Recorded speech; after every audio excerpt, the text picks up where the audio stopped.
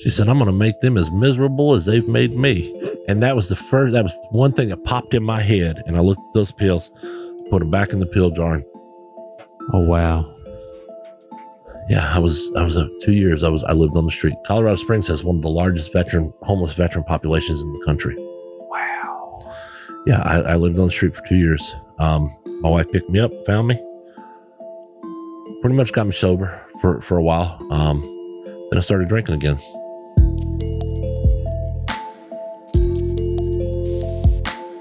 Welcome to Creepalachia. We have our first veteran in the studio today, and I couldn't be more excited than to introduce Charles Stewart, who came highly recommended. So many people tagged your name, and I appreciate you making the time to come in today. Thank you for having me. I appreciate it. Yeah. So let's get into some backstory. We're going to talk about your tours in Iraq, but I want to go a little farther back. All right. And first, thank you for your service. I love and appreciate veterans so much, and I want to do many of these shows. So I've been looking forward to this one for a while. Appreciate your support for it. Thank you. Yeah, man.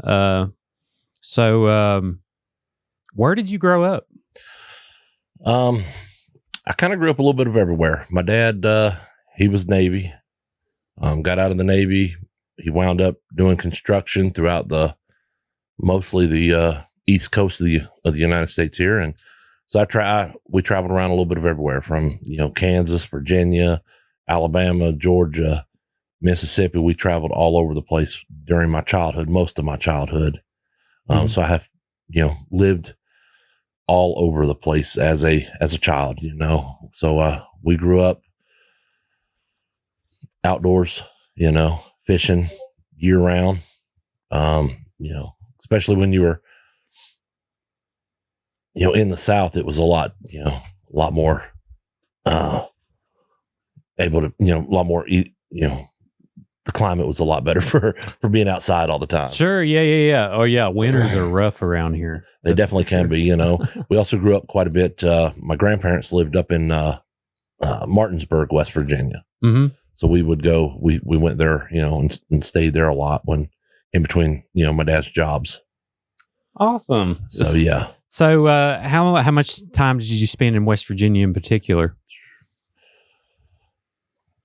Quite a bit, off and on. Now we moved to this area, or my family moved to this area when they opened up the Georgia Pacific plant over in Mount Hope. Okay. My dad was one of the first hires that got hired on over there.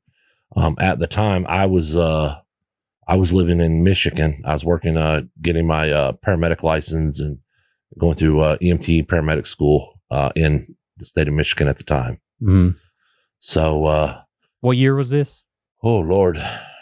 Late 90s? Mid 90s, 95, 96. Yeah. How cool. So was your lifestyle, since your dad was military, was it like real strict, or did you have a, solid schedule, or how was growing up? Growing up was, but we didn't have he wasn't like super strict. Mother was more strict than he was, she was the one who wrangled us, my brother and I. At the time, there's two of us at that time. We had another brother came along later, but at the time it was just myself and one other brother. So she kind of wrangled both of us. And with my dad's job, for the most part, we were homeschooled, which people are like, oh man, you didn't have antisocial type behavior. So no, man. If we wanted friends, we had to go out and make friends, So for us, we were just like, oh, okay. So we just went and did what kids do. We went out, played, rode bikes with everybody, played ball with people. We went and fished, things like that. I mean, we didn't, people's like, your childhood was, weird or different. I thought it was normal, Sure. But it was, we had some, there was definitely things, we knew we couldn't do, things places we couldn't, there were times we take off on the bikes and wind up in trouble because, we knew we weren't supposed to be, that side of the interstate or whatever, because getting across the interstate sometimes was a little bit tricky. My brother and I and another boy, one time we rode, 5-6 miles down an old dirt road. And then we decided to cross I-95 right outside of Savannah. So now, you got 3 kids on bicycles going across. Lord, how'd that go? Well, we made it. Thankfully. That's exactly right. But boy, when they found out about it, man, and they tanned some hides that night, let me tell you, they were not happy with that. Yeah. Man. Yeah. So, I mean, we were kids. We did stupid stuff, Oh, yeah. We all did. That's it. That's what I tell my kids. We have, my wife and I have 5 kids together. Oh, congratulations.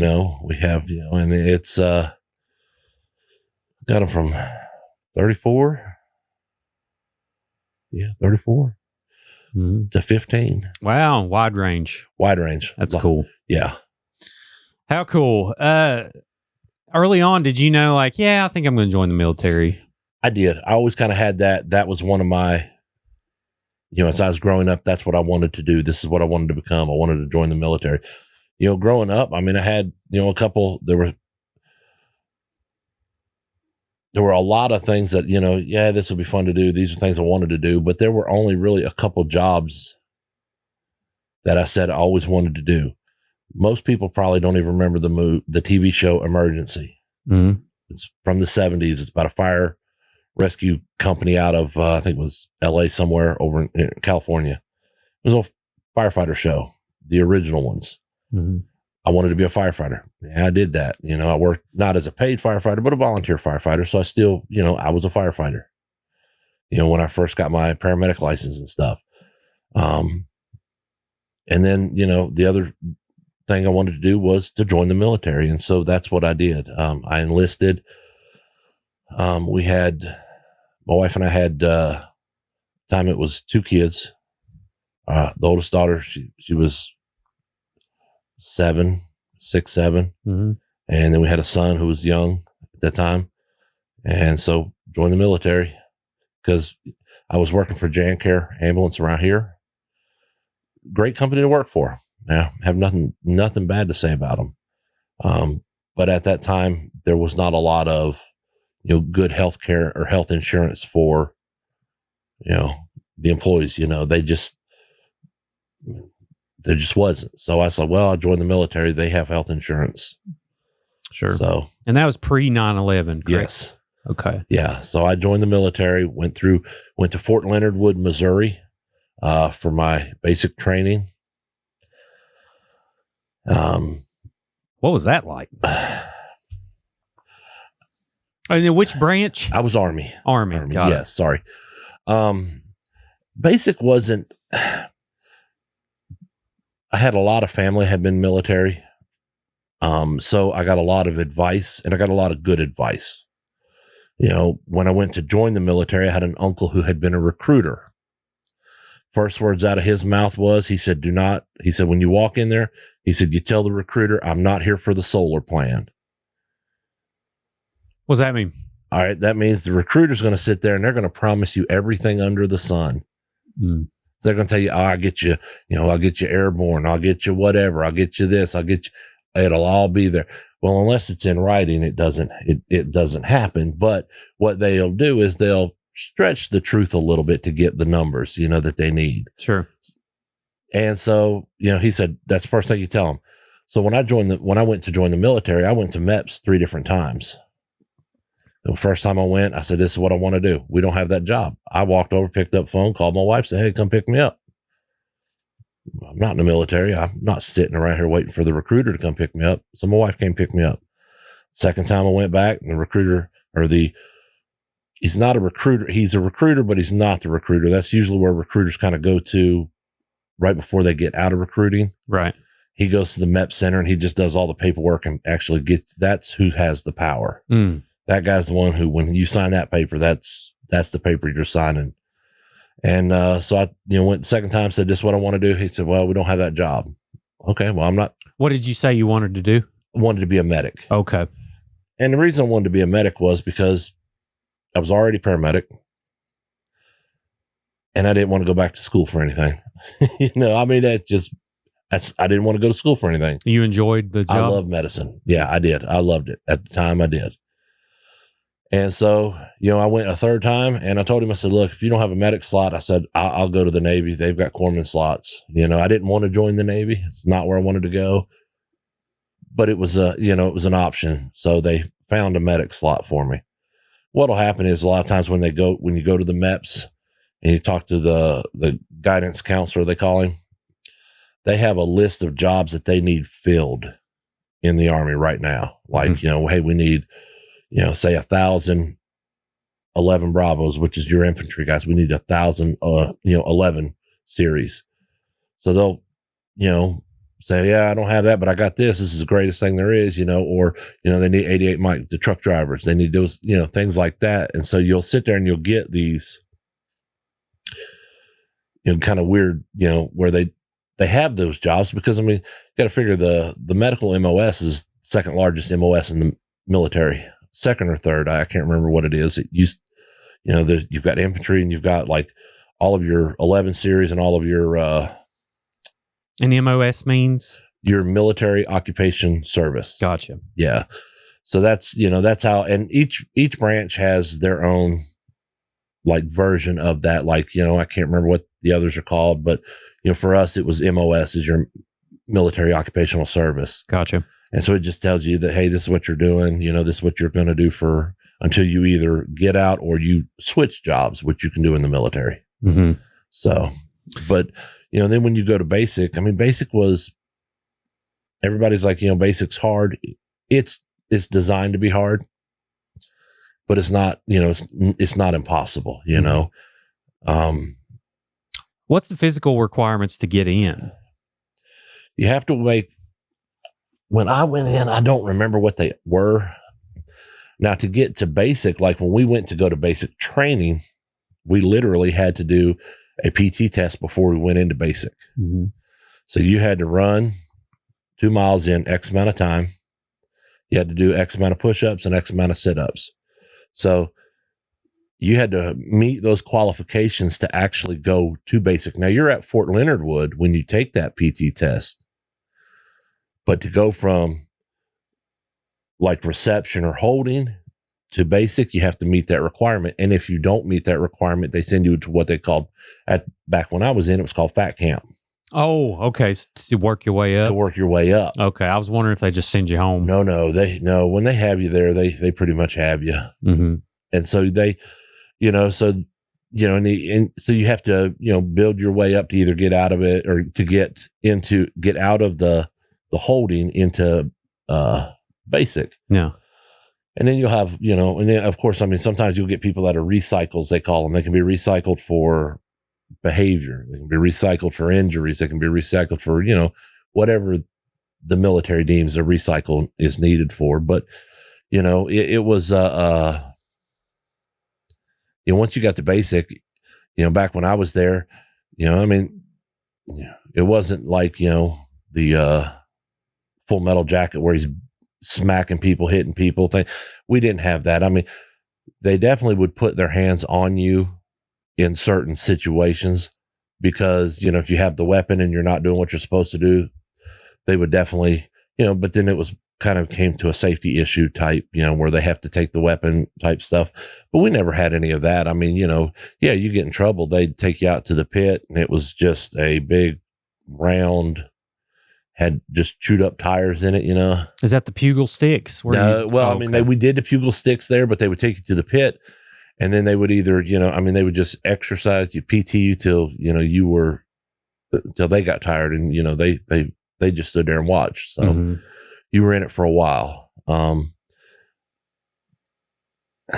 So when you go to basic, it's all a mind game. Yes, it's hard, but it's not impossible, but it's a mind game. So they're trying to break down to get you to, when they tell you to do something, they want you to do it without asking questions. And when I was there, that's what it was. When they told you to do something, there's not a question. There's not anything other than Roger, and you go do it. Right. So it has changed some since then. Did anyone ever, like, if someone quit, you can't quit, right? No, I mean you cannot. What they'll do is, all right, say you want to get out of basic training just sucks to the point to where you want to get out. Mm-hmm. Okay. The quickest way to get out of basic training is to do basic training. Oh, really? Okay. It is 8-9 weeks. Yeah. That's it. You decide you're not going to do anything and you want out. Okay, sure. They'll put you right here in this group here with these people, and they still will do everything that, they have drill sergeants right there for those guys. And they don't hurry up and put the paperwork in to get you out. So you could be stuck there for anywhere from 3 to 6 months. Oh, wow. And you're so you can quit though. It's not like a dishonorable discharge thing. No, they will chapter you under failure to adapt. Mm-hmm. And it kind of becomes, it's not a dishonorable, it's an other than honorable is what they'll do. So there's 3 versions of a discharge. There's medical. Yeah, there's several different. I mean, because you've got needs of the Army, which means, say, you got this going on in your life right now, but the Army needs to go do this, but they can't with you because you've got X going on. The Army can come up and say, okay, because of needs of the Army, we're getting you out of the Army now. Here, there's your paperwork. Have a good day. Got it. Okay. So, I mean, there are several different discharges to it. And people that get, other than honorable discharges, they have an option where they can send a request to have their discharge upgraded. Mm-hmm. After I think it's 6 months, if I'm not mistaken. I don't, but so then the Army looks at it and says, okay, well, what happened here or there, and then they'll decide whether they can upgrade it or not. Nice. So you wrap up basic training. How good did that feel when you were like, okay? That felt great. Yeah. That felt great. I was still one of the older guys in basic training. I was in at 24. So I was one of the old people at basic. We had one guy there that was prior service, but he had been in the 80s and got out, and he was right below the cutoff at that time. What's the cutoff? Now it's like, well, there was some new rumor going around that they could get you in up to like 70. And I'm like, but I haven't looked into that part of it. I don't, I'm 50, I would have missed the old cutoff by 2 years. Gotcha. Okay. So the old cutoff was what? 48? Okay.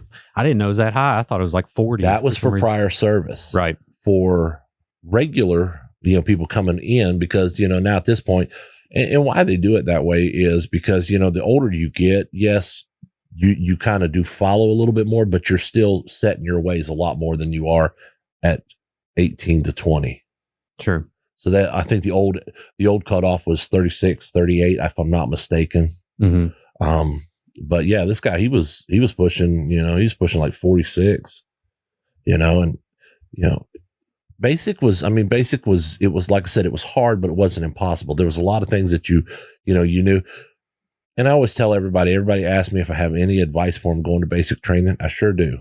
Basic training is a mind game. They are there to break down, so you're not questioning what they tell you, but you do what they tell you, because there are times where when they say do something, there's a reason behind it, and you have to do it right now. Mm-hmm. But also at the same time, I tell everybody, I said, remember, when you're going through basic training, I said, you don't want to be the first person the drill sergeants recognize, and you don't want to be the last person the drill sergeants recognize. I said, but one day at basic training, you're going to be every drill sergeant's most favorite person. And that day is going to suck. Mm-hmm. Do you remember your day? Oh, yeah. I turned left when I should have turned right. First formation, they called, right face, and I went to turn left, and everybody got me. All of them saw it, and the ones that didn't saw it heard about it real quick. So, I was the most favorite person that day. Every time we went to do something, if there was a march, they were marching, they were doing whatever, I was doing push-ups. So it was, was it bad? Yeah, it sucked. Did I make it through it? I did. It was one of those things where you're like, okay. You walk across the stage at the end of it. You got your orders in your hand that you're going from Fort Leonard Wood to your next duty or your next school station, your MOS station, I was headed to Fort Sam Houston, Texas. That's where the Army medical training is at. Okay. And it was kind of I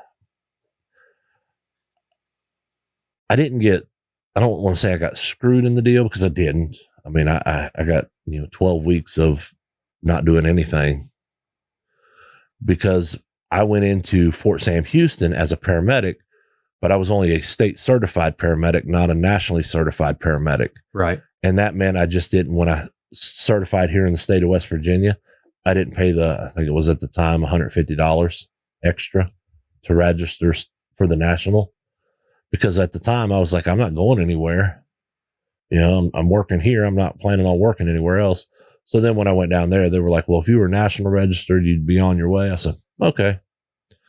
So, I mean, literally, I went to class with everybody else, and then I went and kind of did, I'd sit in the back of the class and really didn't do anything. The instructors were like, they'd ask a question. We had one instructor. She said, if you sleep in class, she said, that's fine. She said, but if I wake you up and I ask you a question, you better answer it. I was like, oh, I'm golden. Good to go. Yeah, I'm good to go. Yeah. I mean, so they're teaching the EMT basic class, and that's what Army medics graduate as, is just an EMT basic. Mm-hmm. And so I'm like, oh, I'm a paramedic. So I went to sleep. And that's what I did. That's good to know. Well, so what year was that when you graduated from the medical training? 99, 98, 99. 98, 99. So then are you kind of like, which the National Guard, like 1 week in a month, 2 weeks a year. What's the protocol after that? Do you have a base that you hang out at? Well, yeah. What happened right after basic is, we have, my family's living here they're living in Oak Hill. My wife's family lives down, going towards Whitesville. And we go from Fort Sam Houston. I go to Fort Carson, Colorado. All right, cool. So we drive to Fort Carson, Colorado. I check in with my unit, and I wasn't there long. We weren't. We had just gotten there. We were kind of getting, set up with my unit. We were still living in temporary housing, they call it, which is the Army's hotel on post. Mm-hmm. And so we lived there for a while.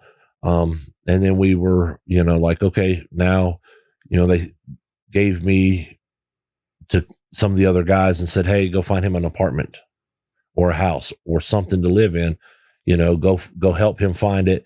There are places they're called, there's a blacklist. Every military installation has one. There are places you're not allowed to rent from. There are places you're not allowed to shop. There are places you're not allowed to drink. There are places you're not allowed to buy cars from. These places are on a blacklist for just various reasons. Yes, various reasons. Usually for like housing, it's because the crime rate is usually or they do, predatory type things against the guys in the service. Car dealerships are a big one. Like 90% of the used car dealerships around a military installation are blacklisted because they sell bad cars at high price, and so the Army, that's great. It's kind of like it's like not a Craigslist. It's like a Yelp review for the military. It really is. Yeah.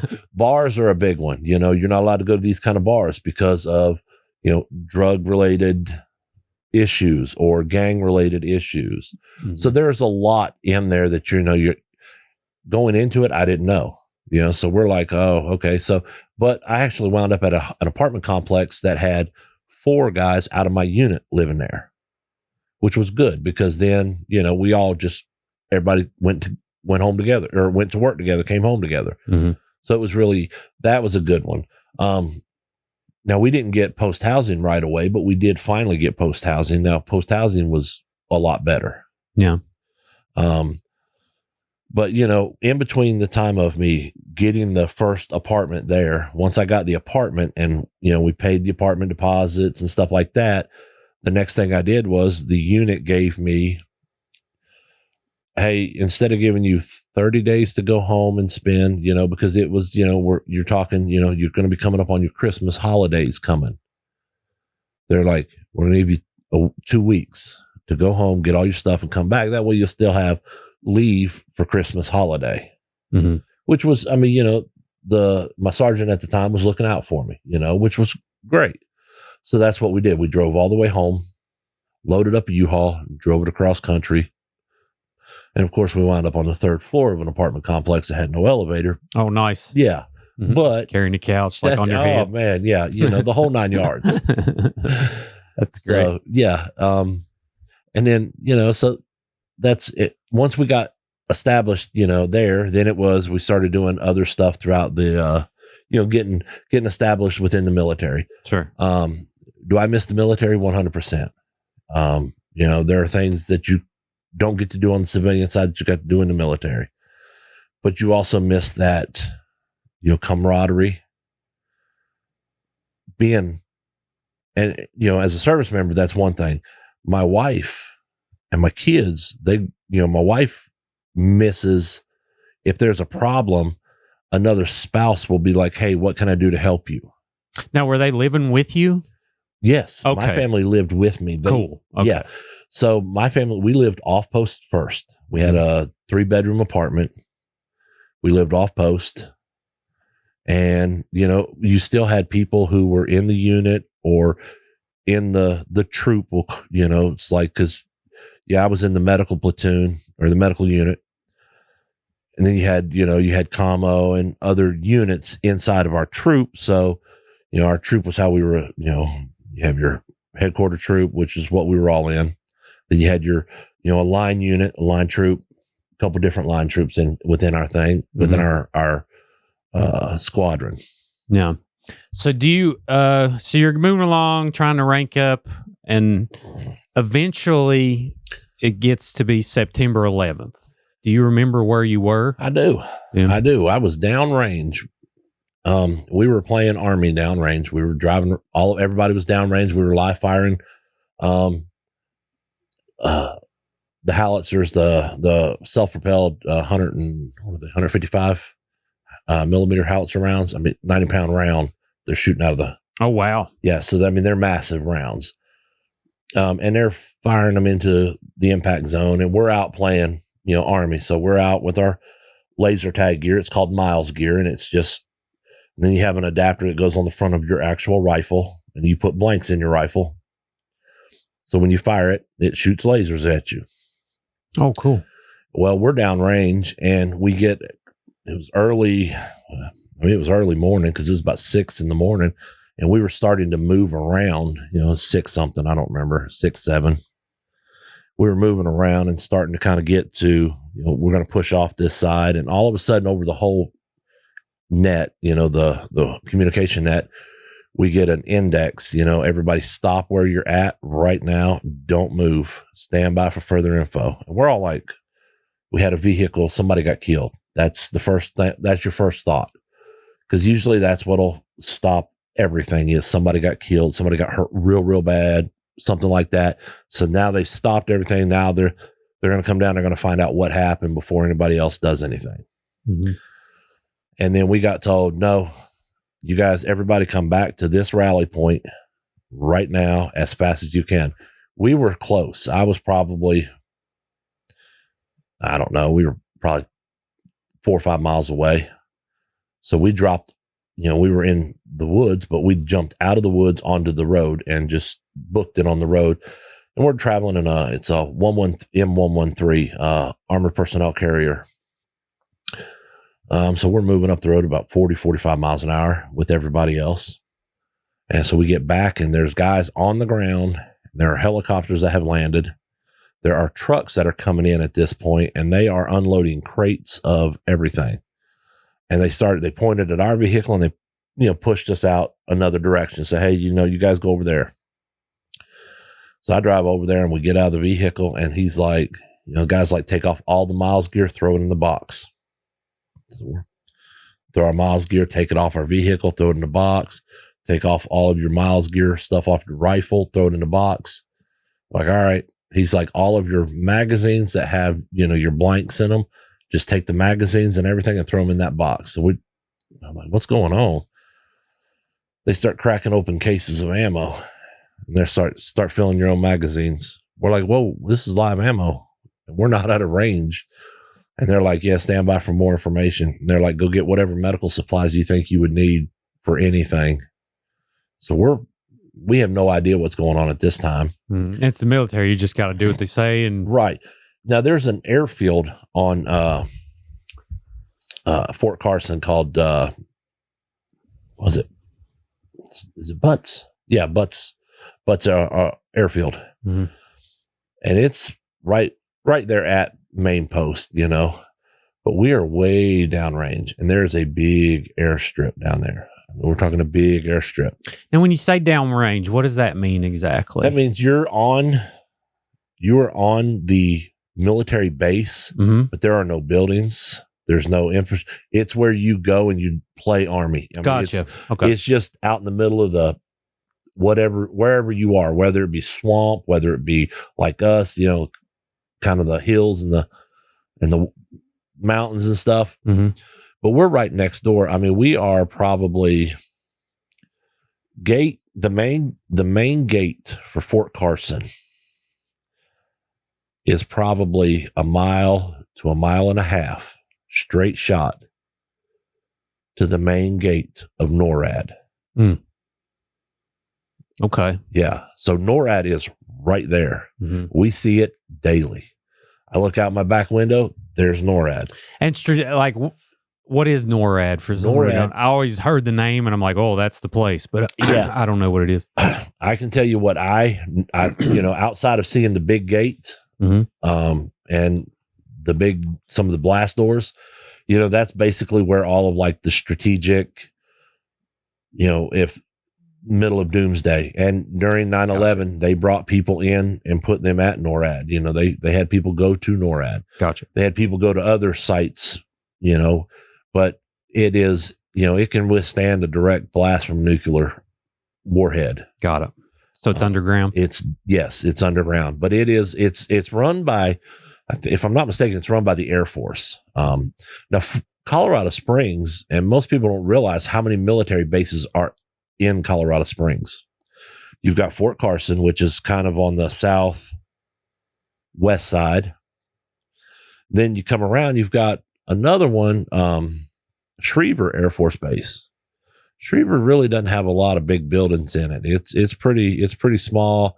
A lot of that secret squirrel stuff kind of happens there. Same way with Peterson Air Force Base.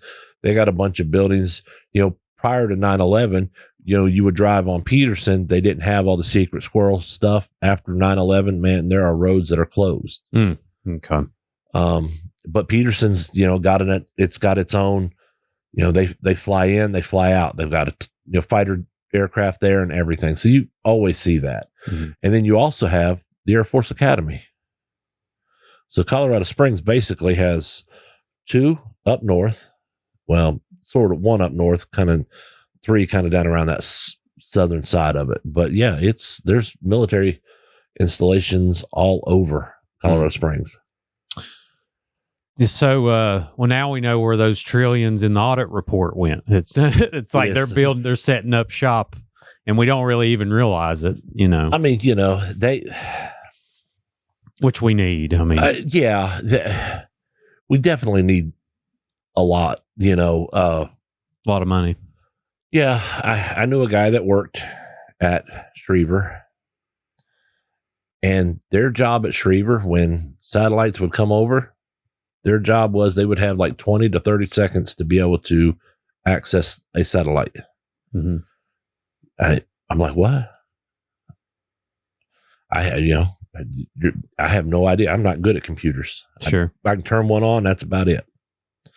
This guy's telling me they can access a satellite in 20 to 30 seconds. That's what their window is from when it's in, I guess where they can get line of sight or whatever they call it. I don't know.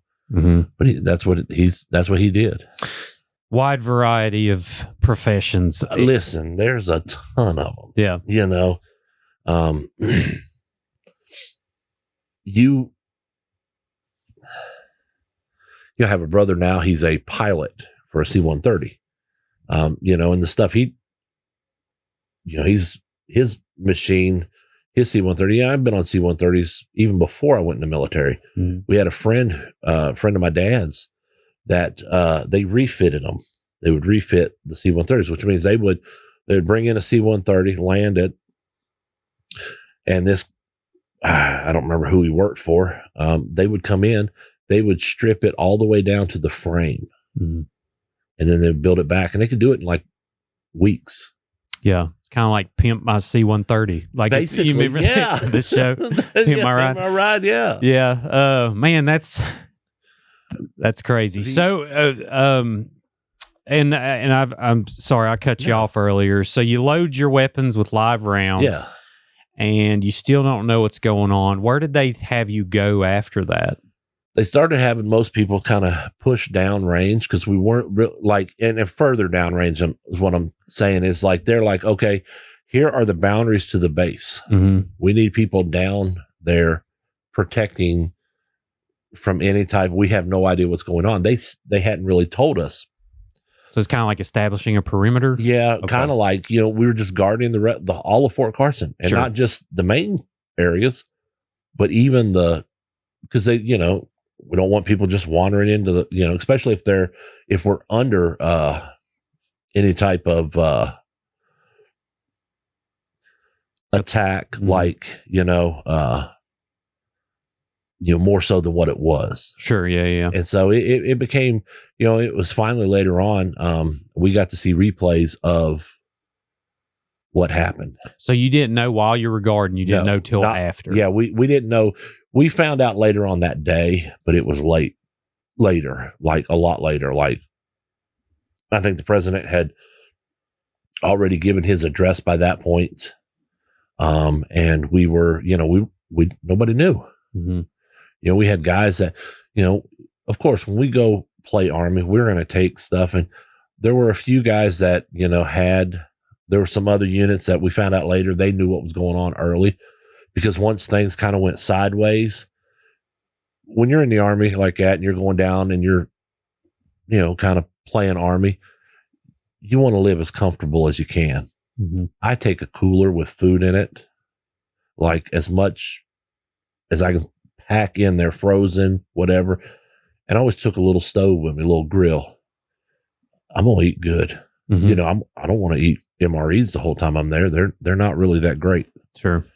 So, but then we had guys in other units that were pulling out little black and white TVs with the little whip antenna that you whip up there. And that's how they found out what was going on. Mm. A lot of it was just really, we had people who didn't know for days. Wow. Well, and you started seeing the footage of the planes hitting the buildings. Do you remember your initial thoughts of like, did it really sink in what happened? It did. I mean, because one, we had already, by the time we saw the footage, a lot of us had been told, hey, look, the United States is under attack. But that's about as much as we got at that point, because they were still trying to piece everything together. Mm-hmm. So we knew. And then when you saw it, I mean, everybody was just like, you couldn't believe it. It was like, man, and, and you see the Twin Towers, then you saw the Pentagon, and you saw, what was it? Flight 93, I think it was, and you're all sitting there and everybody's trying to figure out, well, okay, what's next? The unit I was with, we figured we were not going to wind up in Afghanistan. And the reason is because Afghanistan is not a good country for tanks. The Russians tried it and found out that very hilly. Yes, very mountainous, very, you're kind of like a desert Appalachia kind of, ain't it? It really, it's definitely, yes, I would say so.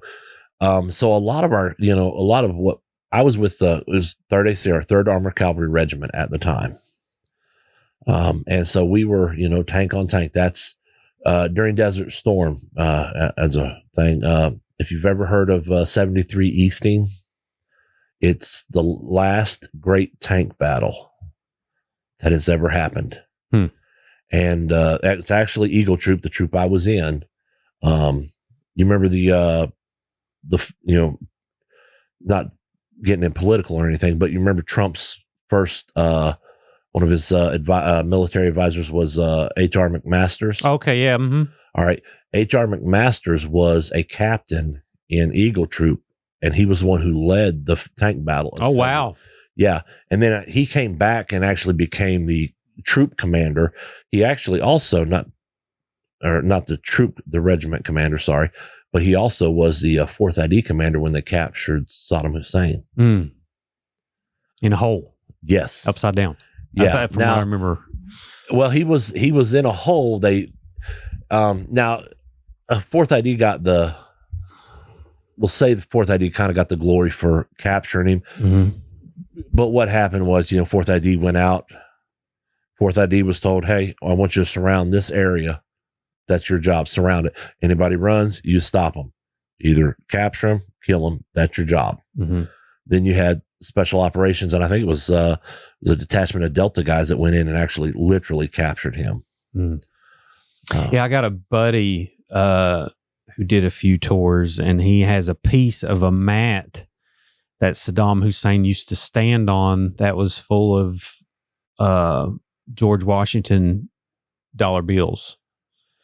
And he would stand on it when he'd go out and address the crowd. I was like, dude, that's nuts. But so was your family freaking out? Were they like, daggone it? Like, or were you all like, was it different? Was it like, okay, well, this is kind of what we're here for? Yes. I mean, even I was like, man, this isn't cool. This is not what I want to do. This is not, I joined the Army because I needed insurance. You know what I'm saying? Sure. And I'm not being, I didn't. That's honest. I mean, that's what I joined the Army for. But, at the same time, I knew there was a chance. Mm-hmm. You always know that there's a huge chance in that. I'll go back to a thing through basic training. Something that happens during basic training is like, say 2 to 3 weeks in. It's even before you start your rifle, before you start firing your rifles or anything. When it happened to us, you're in a auditorium and you're waiting and waiting and waiting. They have you in there for God knows how long, because you don't have a watch, so you can't keep track of time, but you're in there for a long time. And you have the XO of the executive officer, the lieutenant of your basic training unit, comes running in out of breath.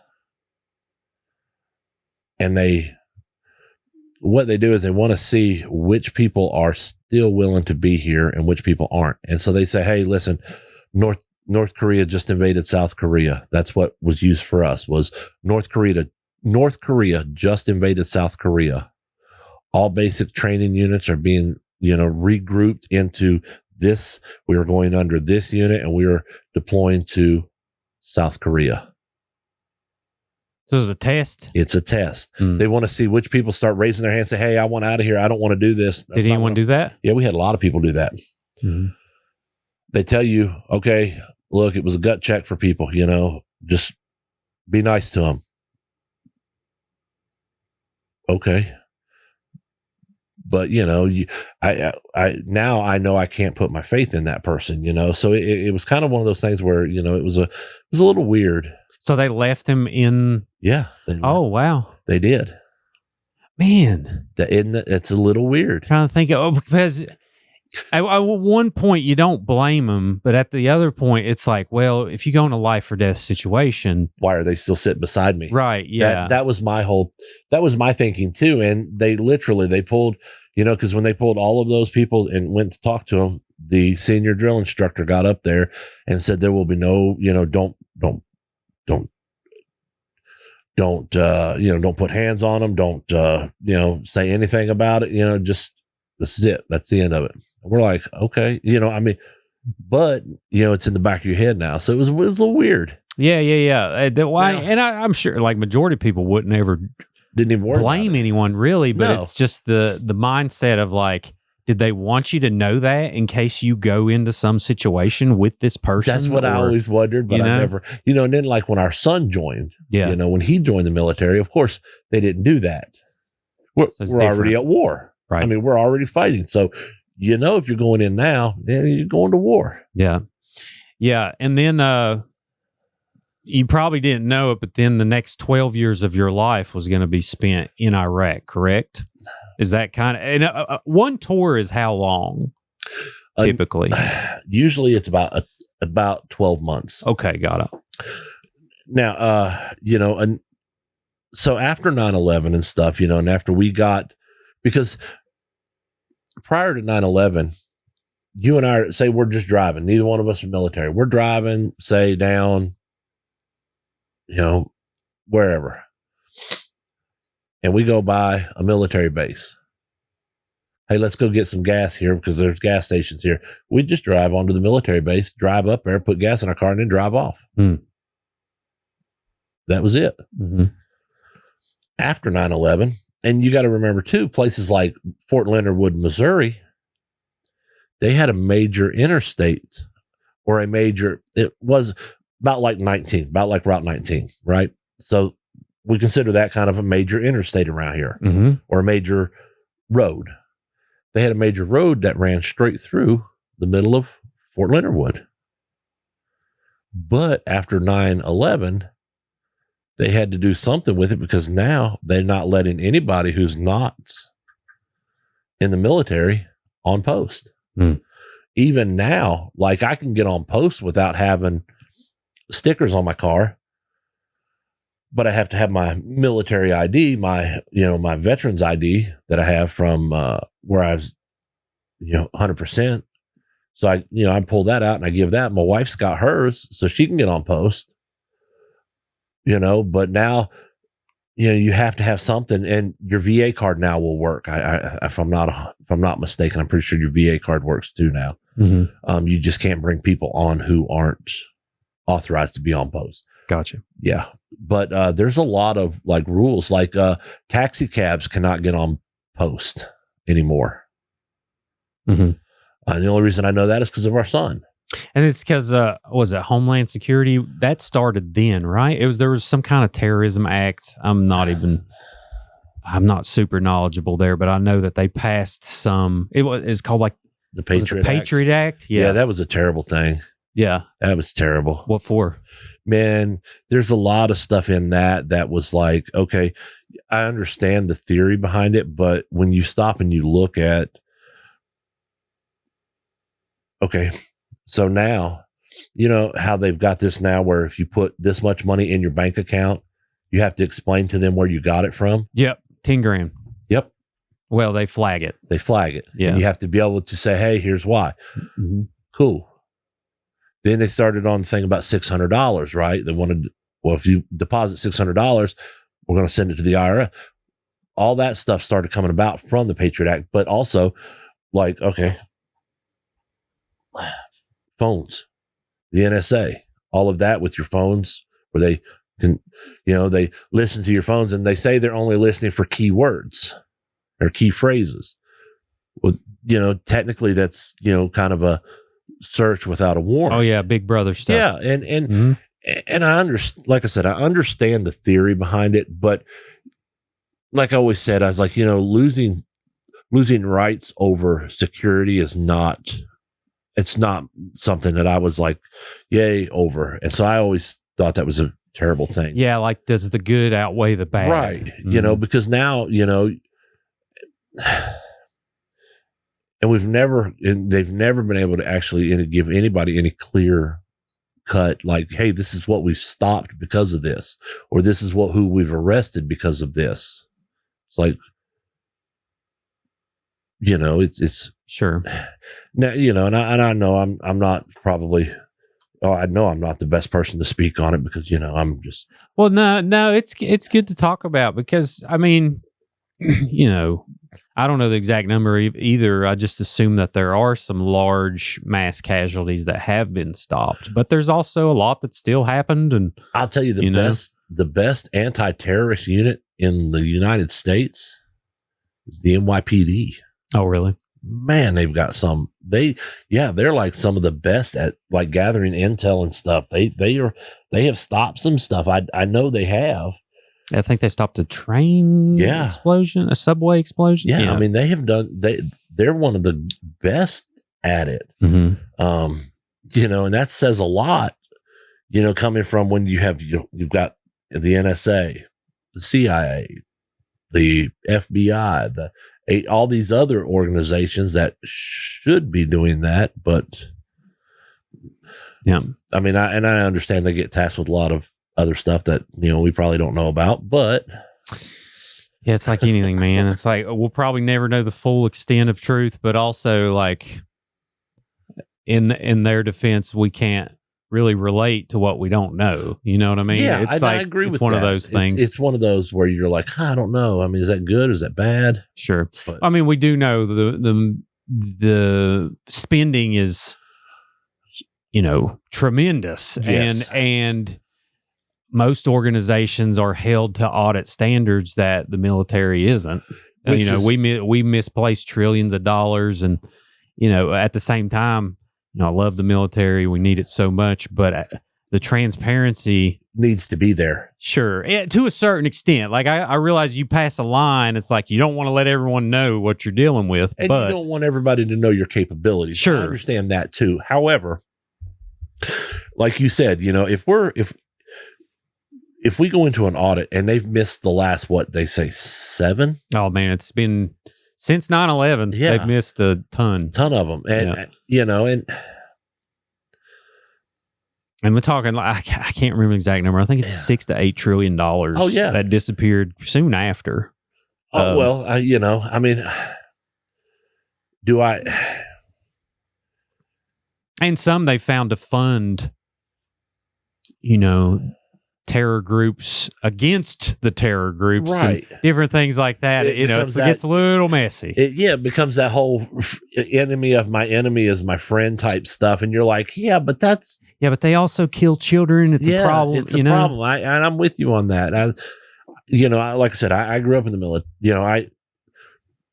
I went in. I got a kid that's in. Now so it's like, do I? I mean, I don't. Oh, I'm not even going to pretend to know anything. I just know that the pride we felt after 9/11 was very apparent. It was up until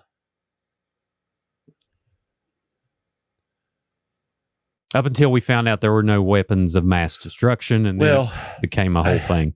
Yeah, we know he had them. Right. I mean, he used them. Right. Against the Kurds, the northern. The Christians in the northern of Iraq. When we were in Iraq, we had embassy alarms go off stating we had mustard gas attack. So we're putting on all of our equipment. I mean, he was a problem. He was. However, but once we got rid of him, we just created a giant power vacuum in the region. He kept everybody in line because everybody was scared of him. ISIS created after that, I think, wasn't it? Yeah, ISIS. Well, shortly after that, when we went into Iraq, I went in 2003. Now we did not spearhead anything. We were not the first guys up the roads or nothing, not at all. We were several days to a week after they started pushing. We were pushing. I mean, you had that many vehicles on the road that they were still stuck in traffic for a week. So, we started going up the road then. And when we got up there, instead of us going into Baghdad, we turned hard left and went to Fallujah, and then we went through Fallujah into Ramadi. Iraq at that time, especially, once things started really, there was no real military that we were fighting at all. They just dropped their uniforms and went right back into general population, and it was and then it. So the people fighting you after you conquer an area, let's say, they are just like, they go back to not normal, but they're just still around you, just not In actively. uniform. What they'll do is, and listen, we had it. Oh, we were in, let's see, where were we? We were in Ramadi at one point, and we had they brought in a baby for us to work on. It had some burns and stuff, not from anything that we had done. This was, these were older burns, but they were infected. So, we are working on this child as best we can. Cutting off the dead skin, trying to clean it, get some antibacterial stuff on it, and then my whole job was, okay, I've got this. I'm doing everything that I can, but I don't have the equipment to work on this kid. And then if any of my guys get hit, to work on my guys. So, it becomes, do I save a child? Do I save my guys? Yeah. So it became to the point to where I was like, I need to get a helo in here, and I need to get this baby flown to Baghdad with its mother. So she's there too. Well, yeah. I mean, that way. So they sent a female crew, came in, landed. Great. We knew to do the female crew versus, just because of the culture. So we flew the mother out. A couple days later, we get in a firefight. Gentleman they bring me to work on is the baby's dad. Wow. So what do you do? Yeah. I mean, now at this point, okay. So, these things, this is war. This is what it looks like. I'm trying to do something for an innocent person. And I do. And then now I have the parent shooting at me. Wow. I got wounded guys myself. Do I waste my supplies here? Do I waste my supplies there? It becomes a, what did you do? Well, he was wounded beyond anything I could treat. When I got down and looked, there was nothing I could do. And so at that point you have to do what's called triage. And then triage is, all right, are they dead? Don't touch them. Are they expectant? That means, are they expected to die? Don't touch them. Severe, that's who I work on. Moderate to mild. There are five. Oh, wow. Yeah. So you've got the lowest is dead. Second lowest is expectant. Third lowest is mild, medium. Yeah. It's severe. And so you have to sit there and you have to be able to, to a degree, kind of come to terms with, okay, all right, let me go here and work on these guys. So expected would be like arterial bleeding. What he had, yes. Yeah. Okay. Yeah. Or, anything like that. Or, big, massive wound.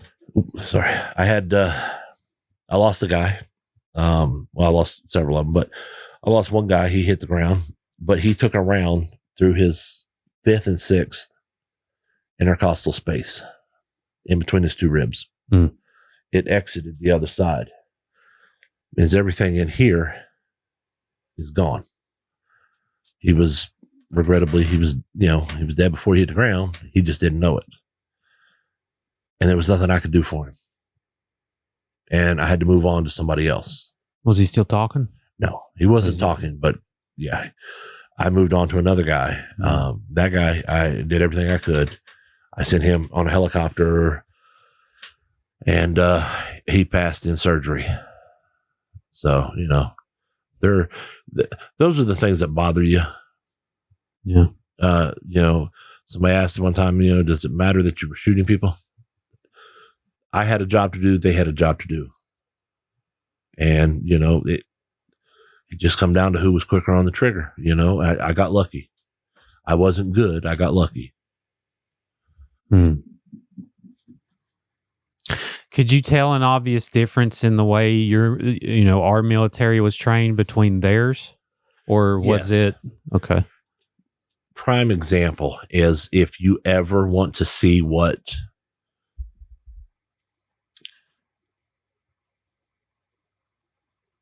their training, like, or lack thereof, pull up a Iraqis doing jumping jacks. Our guys are sitting there doing it, showing them how to do them, and then watch these guys try to do it. Mm-hmm. There is none, and you got to figure there's really not many countries in the world. There's very few that go and actually play Army or play whatever or do their job,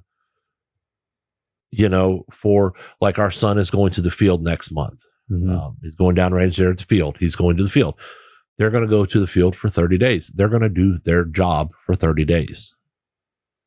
There's not many, they just got back out of the field last month. Yeah. There's not a lot of countries that truly do that. Yeah, and that repetition is important. So when you get in it, you don't even really have to think about it. Right. Yeah. How many countries? All right.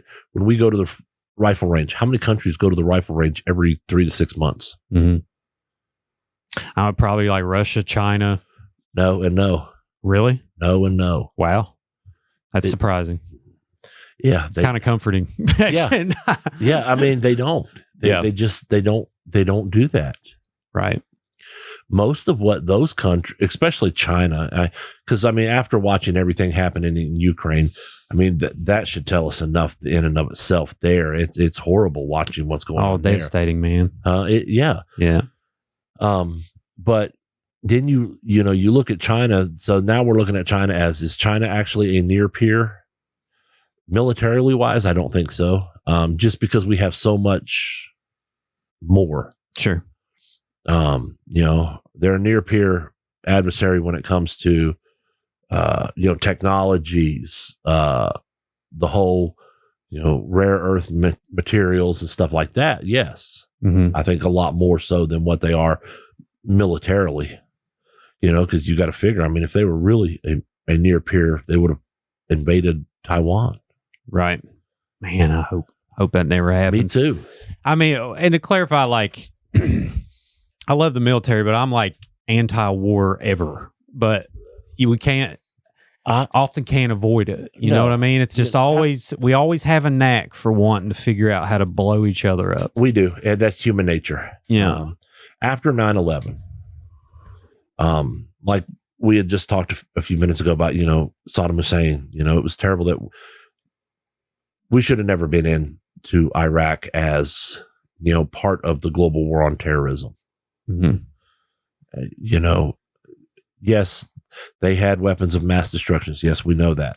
But it's like during the first Gulf War, during Desert Storm, there's a reason they don't have any airplanes anymore. It's not that we shot all of them down. Most of their airplanes made runs for the border, like low-level flying from Iraq to Iran at the time. Oh, wow. Yeah, and same way with like a lot of the weapons of mass destruction, stuff like that, all the, and his was I think his was all chemical weapon type stuff. Mm-hmm. Which is illegal, the word? Like, it's not, like, war has a certain guideline that the world has created. I don't know if it's the United Nations or it some kind of treaty. The Geneva Convention. Yeah, that's it. Okay. Yes. And that all stemmed from post World War I. Yeah. With Germany using so much like the mustard gas and chlorine and stuff to that effect. But it's of course we all know they had it. Like I said, he used it, but we shouldn't have been there under the guise of the global war on terrorism. Well, especially if it's Bin Laden, you would think Bin Laden was in what do you know, Pakistan? Well, he wound up in Pakistan after he fled Afghanistan, and there's people that claim that, they could have had him within the first week. Mm-hmm. Because you got to remember too, this guy, we're talking about a guy who was on dialysis on foot in 14,000 foot mountains. Yeah, he probably wasn't moving very fast. Sure. But yeah, I don't know. Military, the military government complex thing, I don't know. Yeah. That's above my pay grade. Yeah, that's kind of where I end up is like, I know it's hard for us to agree on a certain team to win the Super Bowl. Like much less when it comes to this, when you have 1,000 different problems coming from 1,000 angles with 1,000 solutions. It's just so intricate. And each one of them has 1,000 solutions. Yeah. That's the thing. So,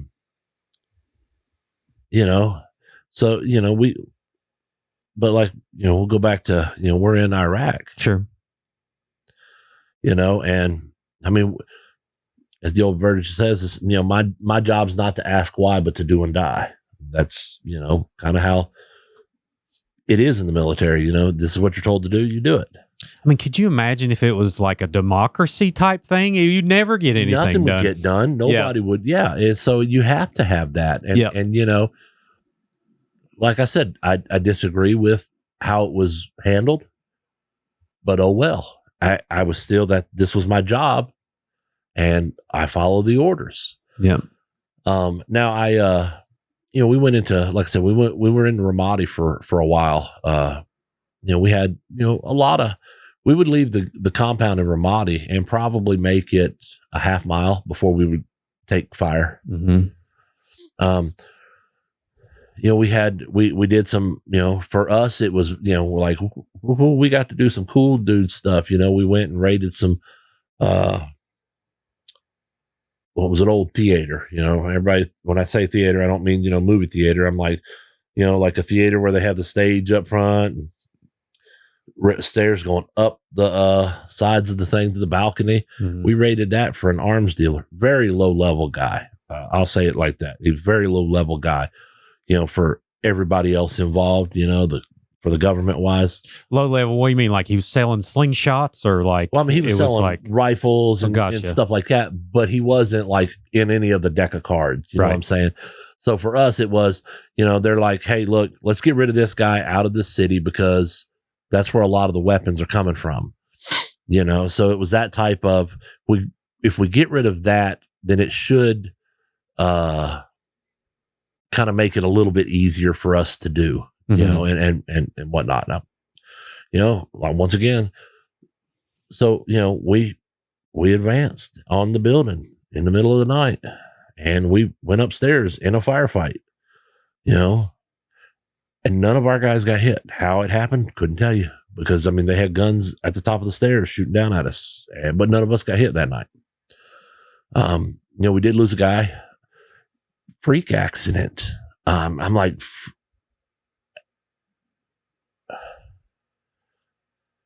outside of the frag radius, not even just a little bit. Mm-hmm. We were way back. Latham was his name, William, and standing. There's about 4 or 5 of us standing right there, and somebody fires a grenade at the because they got the little grenade on the bottom of the gun, mm-hmm. the 203, and somebody fired a grenade at a. We didn't know it was a reinforced door. They didn't. So when it hit the wood door and it exploded, it was just full metal behind it. And we're all standing there, and a piece of shrapnel went right in the corner of the dude's eye. Oh wow! And it lodged at the back of his head. Yeah, his base of his brain. He went straight to the ground. We're all like, "What happened?" And everybody's looking at me, and I'm like, I'll look. And, I seen blood. So we called him for a medevac, but of course it was a ground medevac. We medevaced him out on ground to an aid station. I worked on him in the back of the 113 and, intubated him, started my IVs. Did everything I could, got him to the aid station. And, I can't remember how, we flew him out, but we had to take him out, but, load him up in the vehicle again and drive him somewhere else, mm-hmm. because, we didn't have we were in a really small compound that we had just taken over. It was like super small. Yeah. And, we didn't have room for a helo to come in. I think we went across the street to the new college and set up a helo pad. But we flew him out. He flew to Germany. They got his wife passport, sent her to Germany. I think he woke up about a month later, and he died after he woke up. He woke up and then died? Yeah, he woke up, saw his wife, and then he passed on. Oh man. Yeah, that was our first loss in our unit. One of the first losses for our whole regiment. And this is like, when you talk about freak accidents, we're inside that little small compound. People throw Molotov cocktails over it all the time because there's unexploded ordnance all over the place. We've got it all roped off, but they would throw these fire bombs over it, trying to set off all those unexploded ordnance, right? Wow. Yeah. So, I mean, it's a game of cat and mouse. But they had set up some fire on some of the guys, and the guys were using a tank to put out the fire. They're just driving over it because in big treads, man, they're about that wide. Yeah. And so they're tearing up the ground. So, once they start tearing up the ground, they stop in the fire. And to get in and out of a driver's seat on a tank, the turret cannot be facing forward. The gun, it has to be facing backwards. Mm-hmm. Otherwise, the roof won't, or the hatch won't pop up and slide to the back. Got it. So while they're doing that and they're driving around in it, and the turret's facing forward, they go to pivot or something. I don't know. I wasn't there, but the ground breaks away, and the gun and the front of the tank falls just about halfway up. So over top of the driver's hatch and everything into the water. Oh no. And the barrel, of course the barrel digs in. And so they got the guy, a tube, a flexible tube. They cut off the, NBC hose. Cause like you get NBC, the nuclear, chemical, biological stuff with the gas mask on. Oh, got it. If you're inside of your vehicle, you don't have to have your filter on. You just plug into a hose inside of your tank or your tracked vehicle, whatever. So they had cut one of those hoses and fed it to the guy. So he was breathing okay. And then somehow he lost it and they couldn't find it and couldn't get it back to him. Oh man, drowned. Yeah. Yeah, that was the first guy that I know we lost. Mm-hmm. But I didn't know him. I know a couple of the guys that were there, and they took that pretty hard that they couldn't get the hose to him anymore. How quickly does a relationship start to form with all of your brothers and sisters, It forms pretty quickly for the most of the time.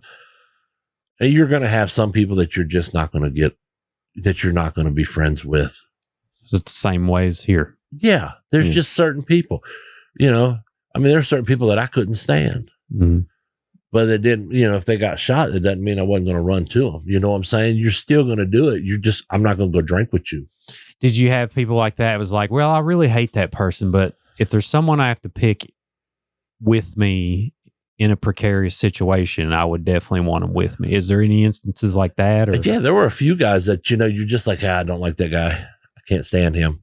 But you knew that if stuff happened, oh yeah, he's good. Yeah. Or the night that, we go, so we lost that poor kid that drowned. Latham, he died from the shrapnel. Quinn was the guy that took the round through the side. Now that one, we were in Fallujah. We'd only been in Fallujah less than, I think it was like 24 hours, 48 hours. It wasn't long. I hadn't had clean clothes on in months, right? So I'm sitting here and I'm like, okay, we just got here. We shouldn't be doing anything for the day. So I started laundering a 5-gallon bucket. I took my own 5-gallon buckets with me. I took 2 of them. Everybody laughed at me. They're like, why are you packing 5-gallon buckets in your duffel bag? I'm like, because I want to. I used one 5-gallon bucket as a toilet. The other 5-gallon bucket was my washing stuff. Now with the toilet, like I said, you put your trash bag in it, you know what I'm saying? So it wasn't like, and he just tied the bag up. And Heck yeah. That sounds like a good system. it was an all right system. It wasn't too bad. Yeah. But, so I got my clothes in the laundry, pulled them out. I'm hanging them up. They come over and they say, hey, get your gear. We got to go do a TCP. TCP is a traffic control point. Traffic control point is usually, we haven't been, I don't sleep because like, here's the problem is like, if I've got guys out at midnight and beyond, somebody's got to go with them. Mm. That's me. If guys got out during the day, that's me. Cause we didn't have a real good secondary medic didn't go. He was for some reason, he just couldn't do anything. So I didn't sleep a lot. It is what it is. So I'm like, look, I'm tired. I said, I hadn't slept, really. They're like, don't worry. It's TCP. Crawl in the back of the Bradley and lay down and go to sleep. Fair enough. I'll do it. So that's what we did. Now the TCP, when you stretch out, we're looking at like, all right, we're on 77, right? That's what we're stopping traffic on I-77 going both ways. That's what it was like? Yep. Okay. That's what it was like, stopping traffic on both ways. And so what we do is we'll take barbed wire, concertina wire, and you'll run it as, usually you try to run about 50 to 75 yards one way. And then, for the guys coming northbound, you're going to run it up that way. And the guys come southbound, you're going to run it the same way. But when you get closer to it, the only reason you run the concertina wire that far is that way people can't try to turn out of it. Sure. Because once they get into it, you're going to have, as they're coming down, you're going to have barbed wire going like this across the road. So they got to cut around it. Then right behind it, you're going to have it. So they have to slow way down to make these turns. Mm-hmm. You got them coming in there serpentining, but you want them to have to be real slow coming through there. Mm-hmm. We had just pulled over a tractor trailer that had 8 guys in it with a crap ton of weapons. So we've got these guys zip stripped on the ground with all their weapons while we're trying to figure out what's going on. Here comes a car, a little red hoopty. And they pull up, they get out of the car, and all hell breaks loose. Mm. First guy that got hit was Quinn. He took the round right to the side, and that then that was it. And it was, we're talking outside from the backside of the Bradley. It's about half the size of this room. That's how close we were to each other. Everybody was just engaging each other. Forward. So what, 20 feet? If that. You had out of 18 guys, 11 wounded, 2 KIA'd, wound up being. What is that like? Like, I just imagine this surreal feeling of like all these people actively trying to shoot each other. It just, it was a mess. Can't imagine it. You just pick a guy, and that's your guy. I mean, that's how it just kind of, and then I got guys screaming and hollering. So then it went to, and they were throwing grenades and everything. So yeah, it turned bad. And then not just that, it was a coordinated ambush is what it wound up being, because probably about 500 yards off the road was a mosque, and they opened up with heavy machine guns and stuff like that on us. We had a lieutenant there right before he had climbed up the outside of the Bradley and was yelling at the gunners in the gunner's hatch to tell them, hey, engage the targets off to this side. I need you to engage these guys. And the guys at the mosque, man, they just peppered the side of the Bradley. Wow. And it hit the lieutenant right here in the back, like right there at the shoulder blade. Mm. Well, when they started peppering the Bradley, the side of it, he goes to jump off, and it hit his shoulder. And it went through his chest cavity, where his lungs and everything like that is. Mm. He was exhaling at the time. So, instead of his lungs being full and it hitting his lungs, he was like this, and it went between his lung and his. So he didn't have no air. He was exhaling. It hit one of his spinal processes, the little spine, as your spinal cord goes up like this, it's got these little things that hang off to the sides, It ricocheted off of one of those and came out in the middle of his back. He live? Yeah. Wow. He was the easiest one. He took the least amount of recovery. Went right through. Yeah. Almost blew off my index finger. That took around right through my index finger. I was shooting over here. Oh, you got shot in the finger? Yeah, I got shot in the finger. So you got a Purple Heart? Yeah. 2. And guy shot me. I saw take my finger to my other hand and drew a pistol and then kept going. And had to keep treating guys. When I see that, and I mean, I was covered in blood. I was covered in my blood, everybody else's blood. It was just, it is what it was. So we went to the aid station and we overwhelmed the aid station right away. Of course we did.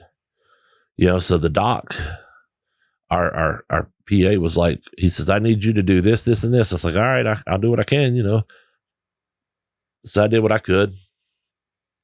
We also, in the middle of all this, I'm trying to get I got 2 helicopters coming in to evac all my wounded out. All right. You're coming over one bridge. You got a little short run. Then you got another bridge. We're on the bottom of the second bridge. 2 helicopters land. They landed kind of on the bridge, like, kind of on an angle, right? Mm-hmm.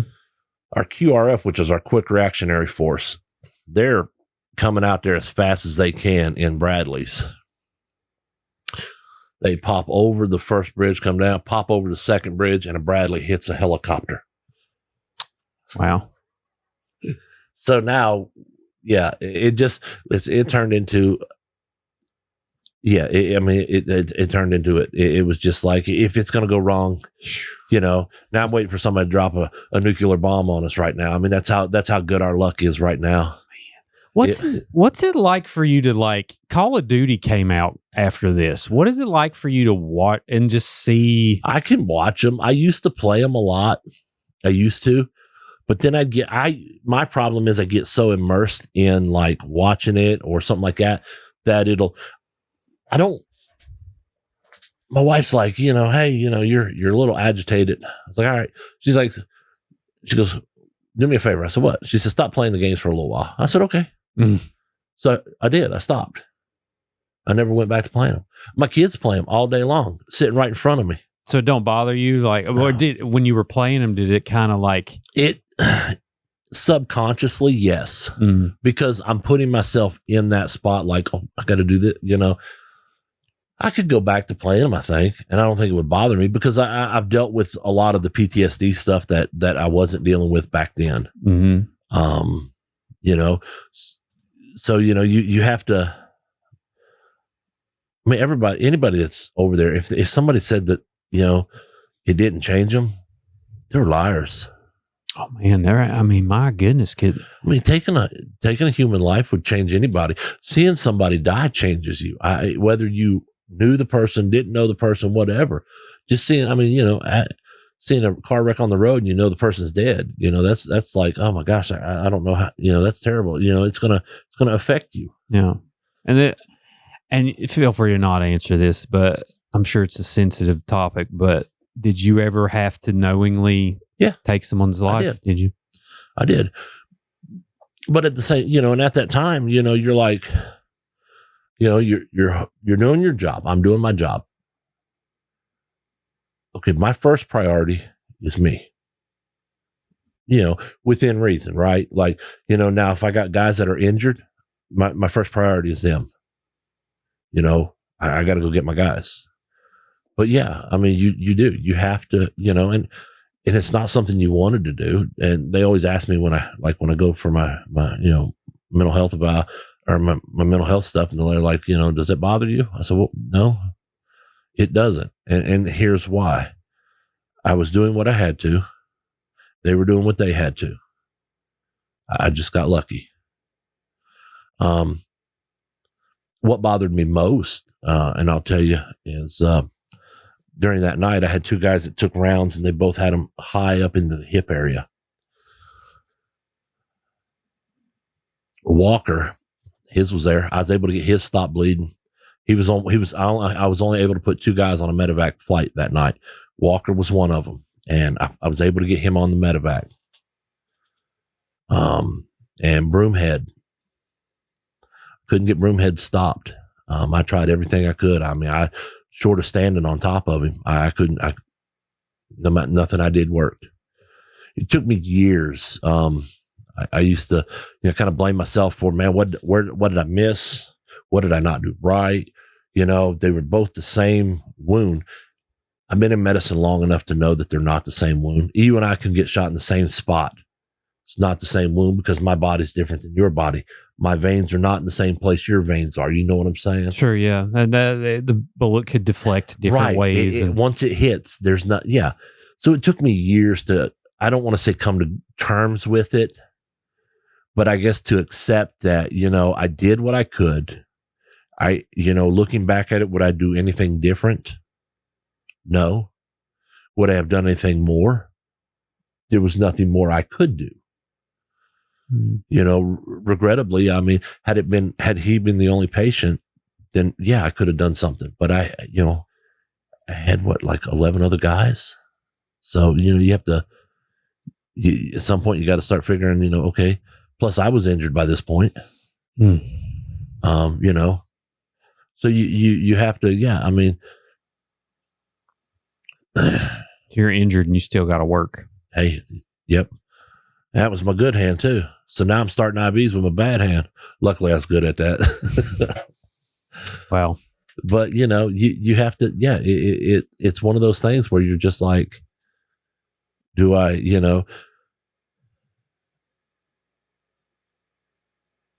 let it eat me up for the rest of my life? Or do I say, okay, enough, not enough's enough, but okay, I did what I could. So now it's time for me to move forward. Yeah.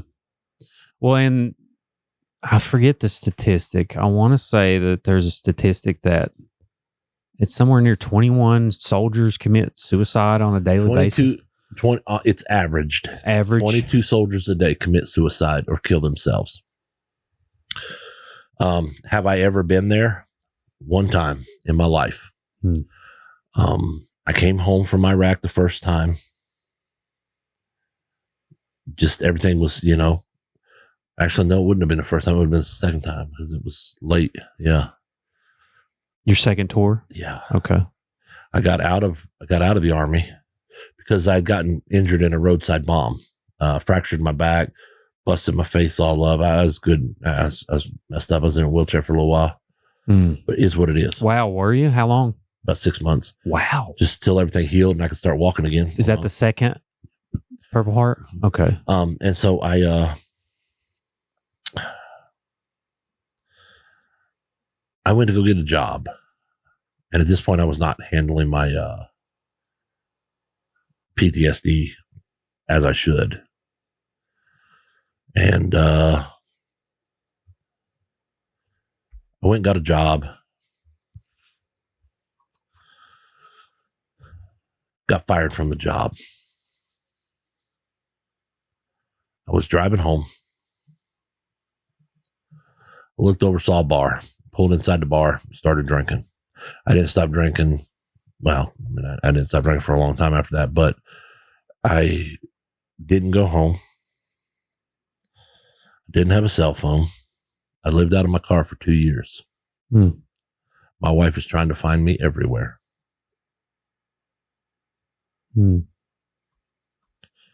Yep. For 2 years. 2 years. I poured a handful of pills in my hand one night. I'm looking at them. And everything's going through your head. Wife, kids, yeah, everything. My grandmother used to work for the VA hospital up in Martinsburg. They used to send her to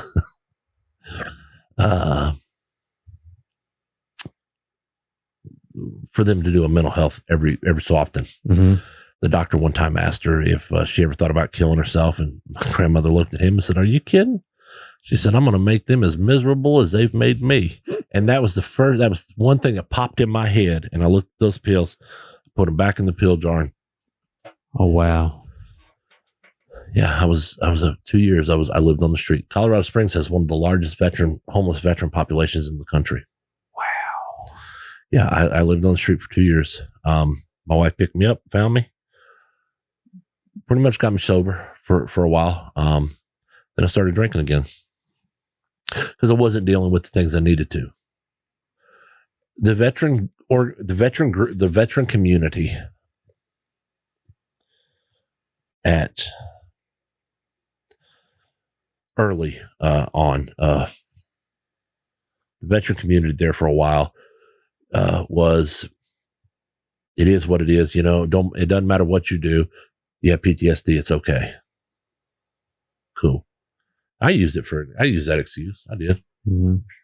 Shoot, yeah, we're all using it. So let's do it.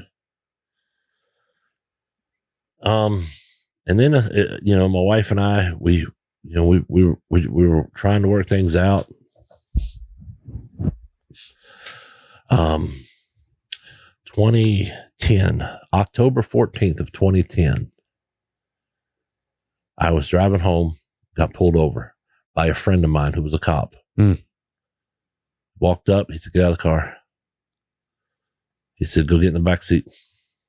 Didn't put me in cuffs, nothing. Drove me down to the police department, got me out, had me do a breathalyzer. I failed. I got a DUI from a friend of mine. That was the last day I ever drank. Man,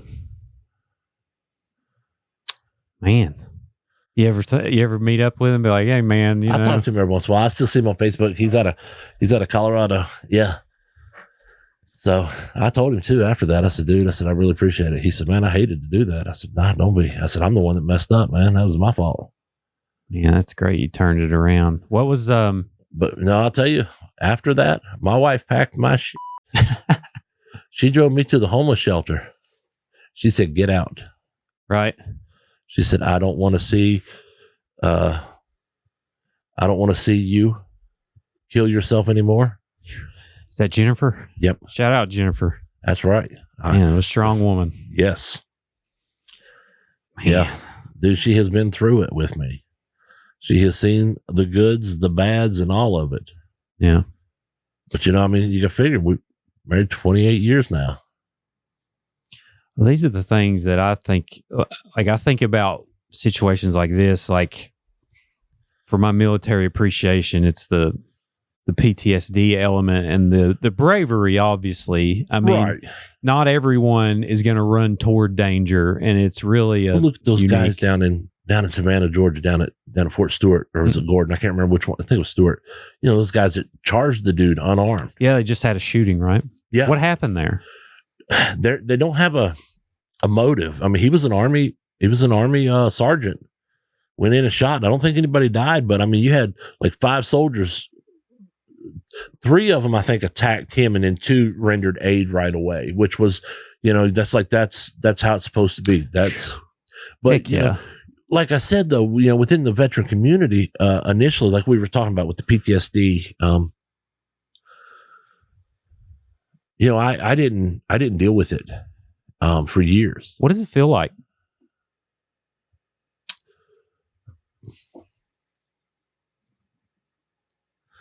For me, I mean, it just like did I have nightmares? Yeah, sort of. They were, I'd wake up because, like I said, mine was, I woke up because I didn't do something right. And so somebody died. That, those were, for me, that was what it was. You wake up, you wake up pouring sweat. It just was a lot of it, yeah. You have it too from the, I was working on a guy. Somebody fired around, and I thought I cut myself off the back of my neck. Got to the thing, and my buddy looks at my neck and goes, he said, you're lucky. I said, what do you mean? He said, that bullet was close. And it was close enough that it burnt the skin.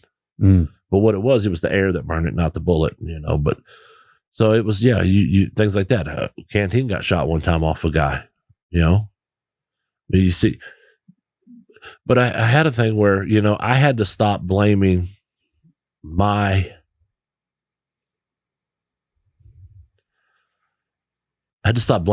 actions on my PTSD. I mean, you know what I'm saying? Mm-hmm. The veteran community as a whole, we had to start policing our own with that. with the whole, I got PTSD, so I'm allowed to do this, this, and this. We went to a retreat one time. It was a family retreat. It's a great retreat. I love it. My kids have fun with it. My wife has fun there. We have fun. We all have fun there. Mm-hmm. They take the service members into the chapel. The spouses go do their thing. Kids go do their thing.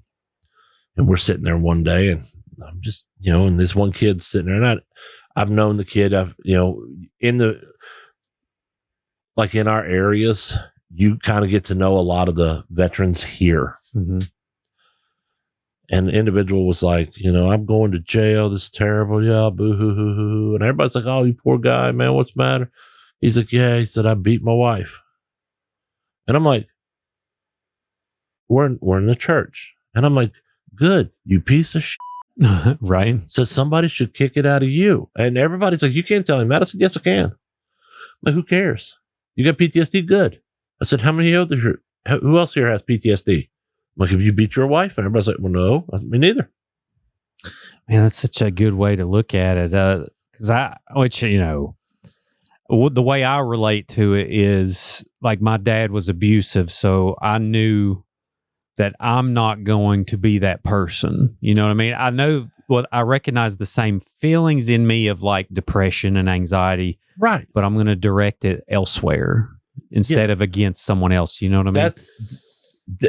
Right. Mm-hmm. We were at another, this was in Colorado. This is right. God, man. It was probably 14 years ago, 14 and a half years ago, because the little one was a baby. We're up in Estes Park, Colorado for a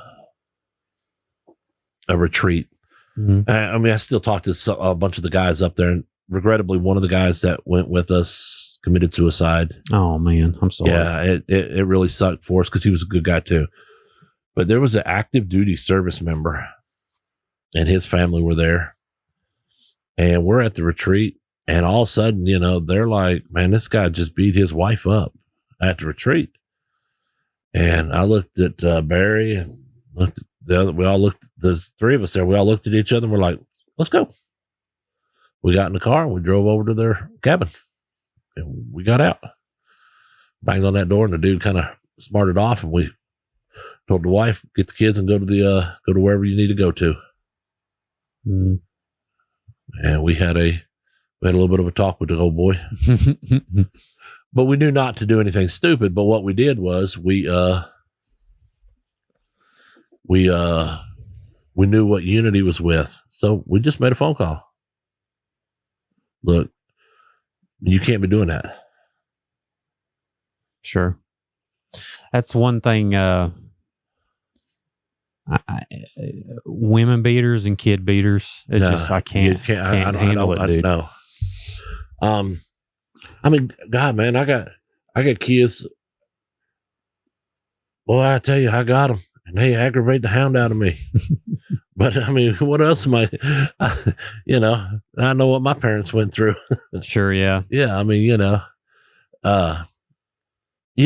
think PTSD, I know you were kind of wanting to touch on that a little bit more. Sure. Yeah. Because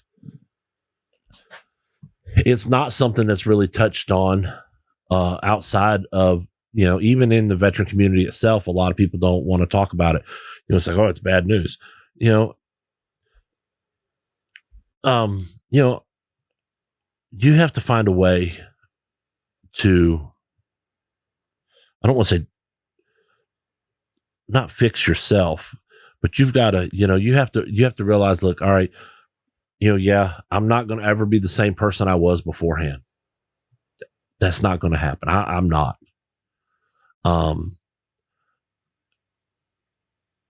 But now at this point, do I want to be the best version of what I am now? That's what I want to do. I don't want my kids to see me as a, come into the room and say, hey, I dropped something and me explode. I've done that stuff before. Mm-hmm. It took me years to, say, all right, look, I got to start figuring out how to, dial that back so I'm not screaming at the kids over something stupid. Sure. Yeah.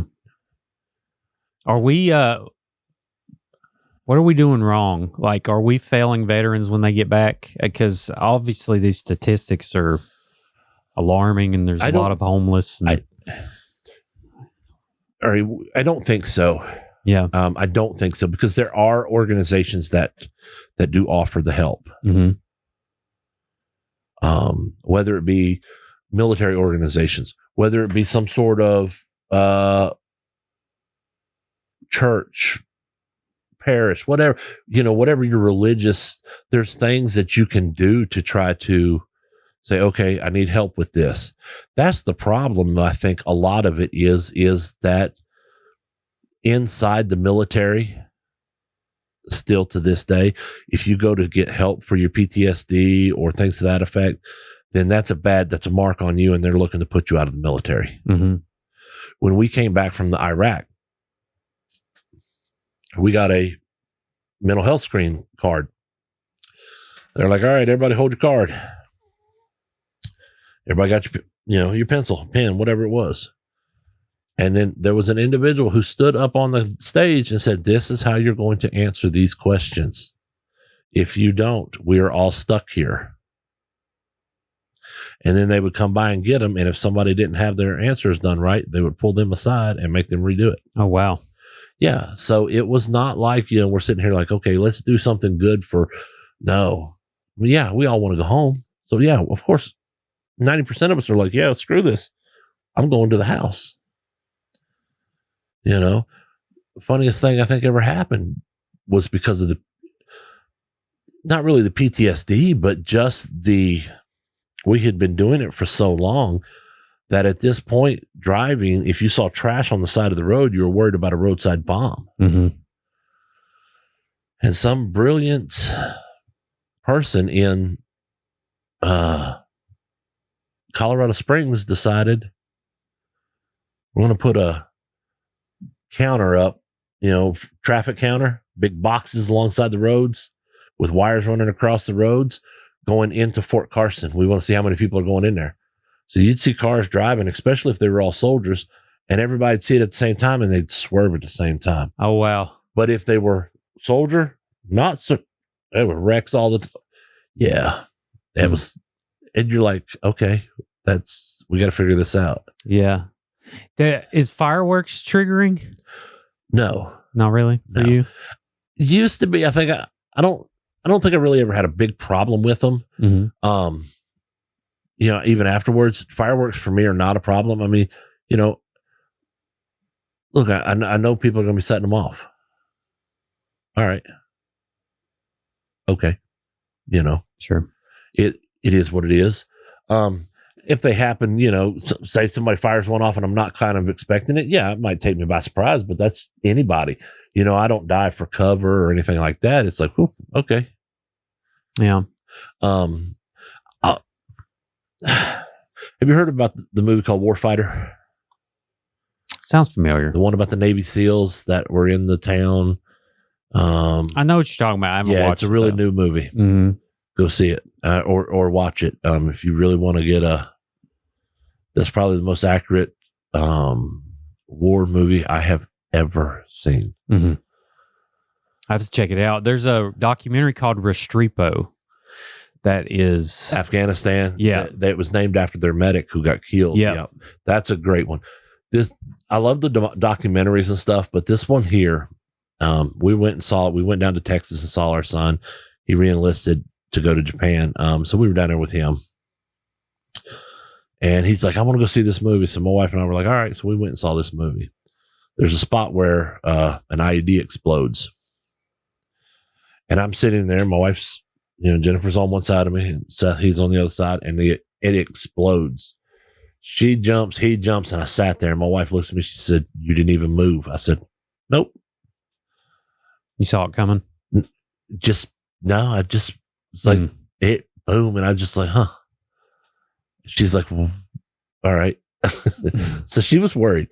She was worried after that movie. She said, I don't know. She said that movie was like, she had problems with that movie. That's how realistic it was. Sure.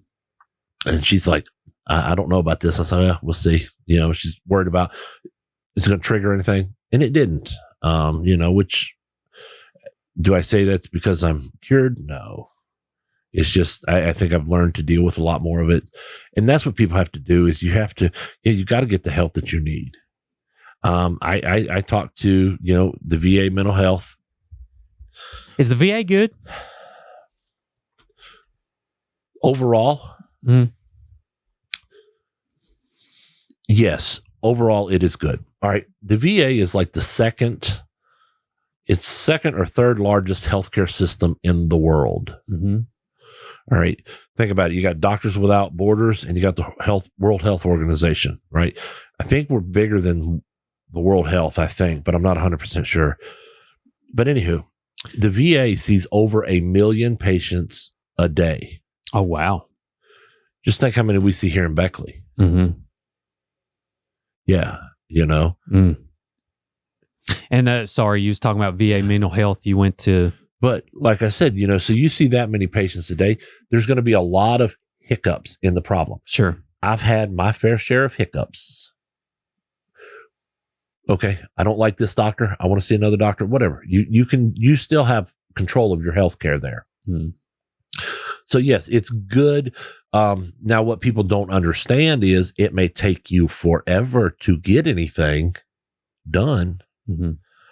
But yeah, if you got a good doctor, you're good. If you got a bad doctor, but so I go see mental health at the VA. Mm-hmm. See them about once every 3 to 4 months. Go in, we sit down, I talk to the lady face to face. I had one but I loved her, man. She was great. I only saw her though on the computer at the VA. She was down out of Lewisburg somewhere. She had some medical stuff come up, so she had to quit. So now I see a new lady, and she's all right. I don't have any problems with her. But then I see a lady about once a week to once every other week. And I see her on my phone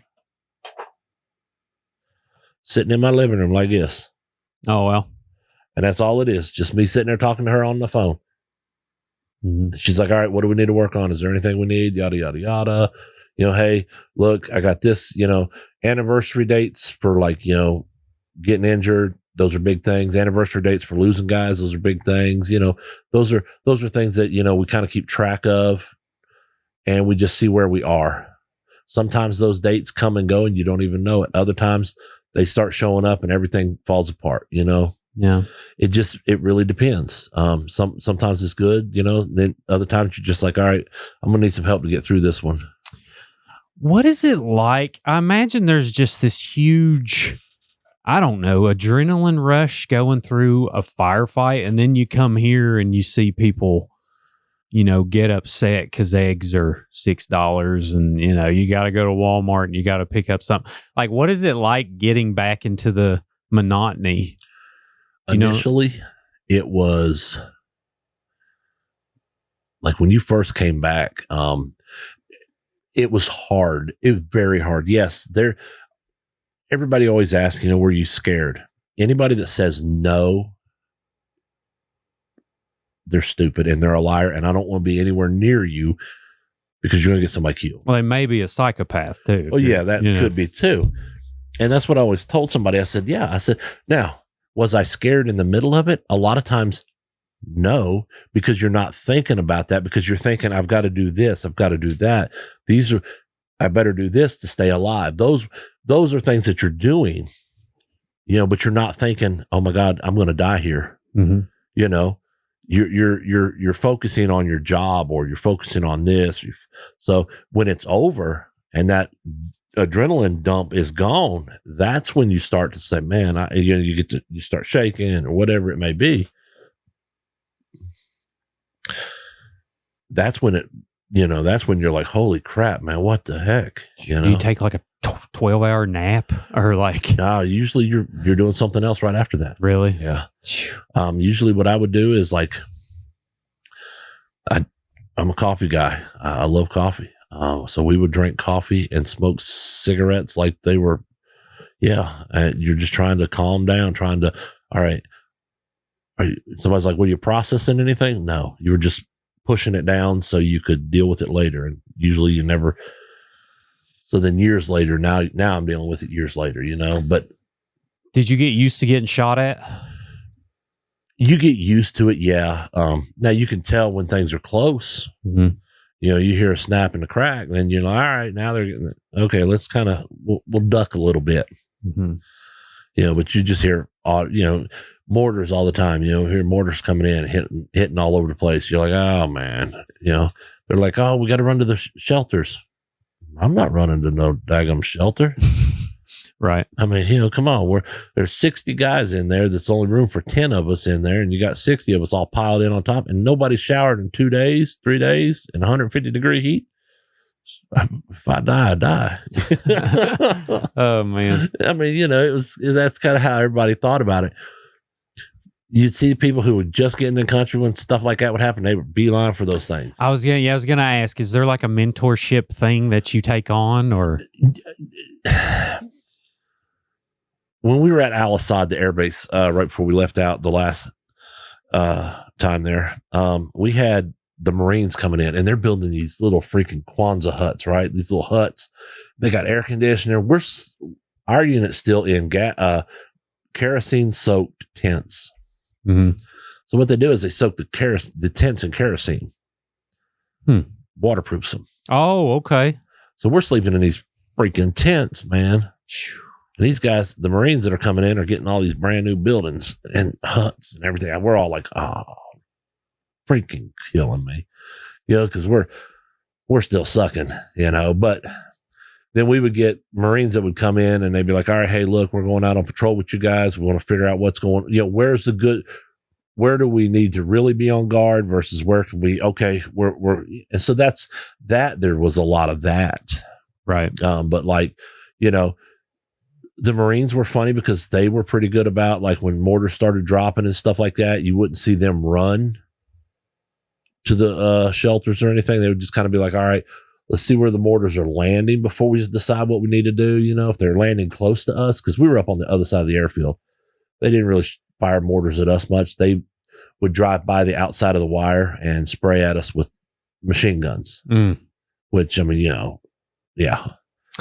Wow. And I noticed too, like, eventually when we settled in, like in Restrepo, for instance, they would start working with the local community to get information. Like, they would give money or they would give food, different things like that. At Al-Assad, at the airbase there, which we still have service members at Al-Assad. I was there we were there when we took it over. Mm-hmm. We still have guys there. We hired the local population to come in and work. Okay, we want this built. They would build our showers. Now, I'm going to tell you about the showers. Showers were dangerous. The wires, electric wires near. Oh, okay. Oh God, man! Look, there was one shower there that we would let the new guys come in, because none of us were going to take a shower in that stall, because you'd turn the water on, it'd be spraying. All of a sudden, you get that little zap of electricity. Oh my goodness! Oh yeah, so it wasn't the code. No, it definitely wasn't the code. But I mean, we had guys. I mean, I would go pick them up. Like, they'd be like, "Hey doc, you're on light duty because injuries or whatever." Be like, "Hey, go grab workforce. This is your thing. Go grab these workforce guys and have them work, down here at this spot. This is what they're doing." So I would go pick them up, or I would go down in the vehicle. They drive them up. They drive their vehicle up to where we're going, and I would just sit there all day with them, and that was it. Did you make friends? Yeah, I did. Like, anyone play soccer, or anyone like play cards or anything? No, they didn't have a lot of soccer playing or card playing. No. Which I don't know the culture, but they were, I mean, they were for the most part, I got along good with the guys I dealt with. There were a lot of guys that just straight up hated them. Like him. I mean, we're pretty rough on them. I mean, guys would be like, sitting there and they'd bring in canned soda, like Pepsi, Mountain Dew, and they'd bring me one. Everybody's like, you're going to drink it? Yeah. I take a diaper wipe off the top of the lid, everything like that. Still, as long as when I popped the tab on it, it said, psst, I was okay to drink it. Oh, wow. Yeah. I said, what am I going to do? These guys are good. I mean, I'm sure there was some in there that were not, but that's like, all right, here. I don't know if you've eaten at Fish Frenzy. Oh, yeah. I love Sahid. Man, it's good. Sahid, the guy that runs it, man, that's my buddy right there. Mm-hmm. I go in there all the time, and he always asks about my wife because but I see him. I see him out. We stop, we talk. I go there. I eat there a lot because he's a good guy. And people all the time are asking, well, he's Middle Eastern. I'm like, yeah, I know. So who cares? That's what I told him. I was like, they're like, but you were in the war. I was like, yeah, I know. I don't think he was. They were like, well, how do you know? I said, well, I don't, but I don't care. Yeah, man, that's a great way to look at it. Cause it's like you said, everyone had a job to do. And then, it's unfortunate, obviously, I tend to lean towards the majority of the people don't want to be there on every side. Thank you. You know what I mean? I didn't want it. It was 150 degrees in the shade during the summer. I'm too fat for that. Right. Well, even still, like the enemy, we're trained to think, oh, well, they're the other. Now there were some. There are. Sure. Now when you start getting there are certain cultures that are more strict. Well, they live for that. Like you get some of those Chechens, and we had some of them that were in and out. Those guys there, they live for that stuff. They are there just to fight. They're good, and their equipment is on par with what we have, and their training is on par with what we have. But those guys, that's all they do is that's why Russia doesn't mess with them, right? Because those are the guys that'll go into Moscow and take over a whole theater, and everybody dies because of it. Mm-hmm. And the Chechens are tough, but I mean, we had what we would call them. We called it weekend jihadis, and you get guys coming across Syria. A lot of guys coming across the Syrian border, and so you'd have a weekend during the weekend, Friday afternoon through Sunday night. You had a bunch of influx of fighters that would come across from Syria and whatever countries they were coming in to fight. And then they'd go to work during the week. Oh, wow. Yeah. It's like a furloughed. It was, there was a lot of that.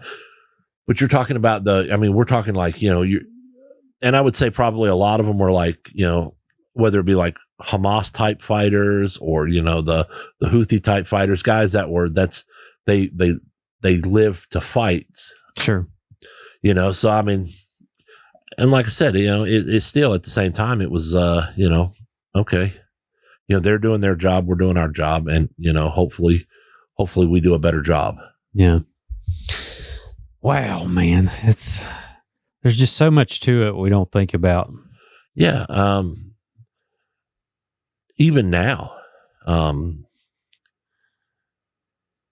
things that I think about. Our son was in Kuwait. He's Patriot missile, so he fires missiles at missiles. That's his whole job, right? Okay, that's what that means. Yeah, he's a Patriot missile guy. The guys that shoot down all the missiles as they were.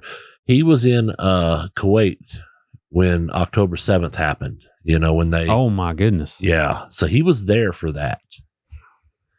So he was, like it was a mess for him. I don't know what all, because I don't have any, but I know they were busy. They were working hard, and I would make, a comment about like, well, what about, do you have, like, do you need me to send you anything? Like, do you need me to send you diaper wipes? Do you need me to send?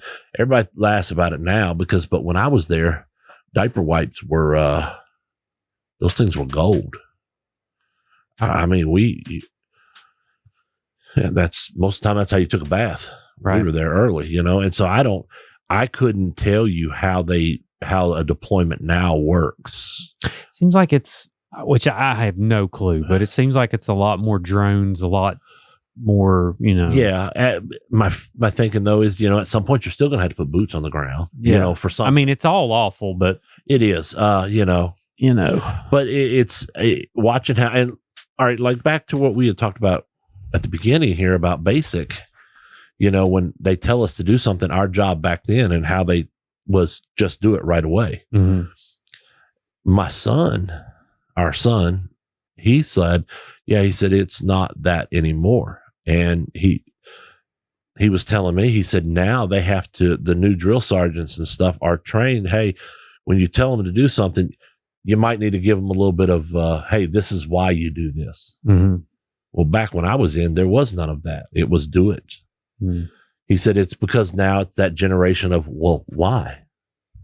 Right. And I'm like, huh. I don't know if softer is the word. There's more information out there. For instance, like the Ukraine war, you can watch a whole war in 4K in your living room, which is insane. Yeah. At live. Yeah, live. It's yeah. I mean, it's now. Do I think it's softer? Yes and no. Right. Because I mean, you got to figure, we have to adapt to certain things. You have to. It's adapt or die. Mm-hmm. So I think, yes, adapting to some of this is probably like, hey, that's what we need to do. So I don't think it's I don't want to say it's, yes, I'll tell him all the time that they're all soft, Of course I will. I will talk trash to him. Right. But I think that we have to adapt with it, and say, okay, this doesn't work, because things that worked during World War II, we don't do that still today because we've adapted. Things that went through in Vietnam, we don't do because we've had to adapt. Every conflict we've had to adapt after that, just because we realize that it doesn't work the other way. Yeah. Well, and also on the information side of things, we know the mistakes we've made in the past. Right. So it's like acknowledging that and maybe, I don't know, being more transparent with each other. I don't know what it is, but yeah, I understand what you're saying. Yeah. But man, what's it like for you to see your son, kind of carry the family tradition, I guess it would be. Carry the torch a little bit. Yeah, yeah. To me, that's great. I'm happy. This is he went in before COVID. He was on a piece of equipment, fell off, broke his hip, got out of the Army, was being treated by the VA and was like, this sucks. I'm going back in the Army. So he went back in the Army 2.5 years later. Mm-hmm. So, I mean, I told him, I said, that's great. I'm happy for you. He's going to Japan next year. I got another one she says she wants to join. I don't have a problem with her joining. 15-year-old? No, 18-year-old. Oh, okay, got it. Yeah.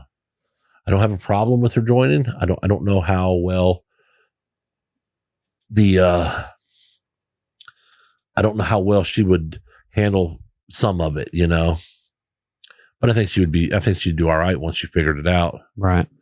So, well, and they have you to lean on. Yeah. Now, what she wants is, and this is just like I always tell my kids, I said, if you don't want to go to college, don't go to college. If you want to go to college, go to college. You want to go to trade school, go to trade school.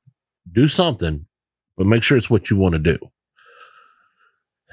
The 18-year-old wants to be a mortician. Hey, it's a good job. That's what I told her. Yeah. So she's looking at she's like, okay, what about, I can do this through the Army. I'm like, yes, you can. She's like, or I can go to school. I said, yeah, you could. I said, or you can do an apprenticeship program through the state of West Virginia. Mm-hmm.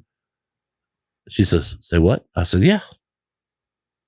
She's like, ooh. So, I told her, I said, look, do what you want to do. We did an interview. Sally Ratcliffe, she was a mortician for 20 years. Wow. So she really opened my eyes to the profession. It's so important. It's so important. People don't understand that. You know, and I had an old friend. He's gone now. Old age and stuff got him. Mm-hmm. He told my wife and I one time, he said, let me tell you, he said, there's two things people will always have money for. I said, okay, what's that? He said, one, death. You got to bury your dead. They're always going to have money for death. I was like, yeah, he's got a point there. I said, yeah, what's number two? He goes, alcohol. That's why I own bars. Oh, man. I was like, can't argue with that logic. Yeah. Yeah, he was.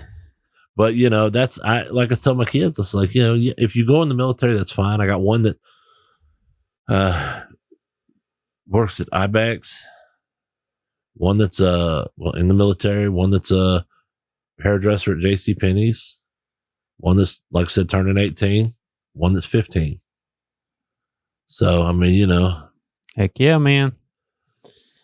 Yep, I got one that wants to be a veterinarian some days and wants to be do nails another day. So I guess she's only 11, so she's got a while to figure it out. But anything she does, I always love watching her create. Listen, that's the best thing there is, man.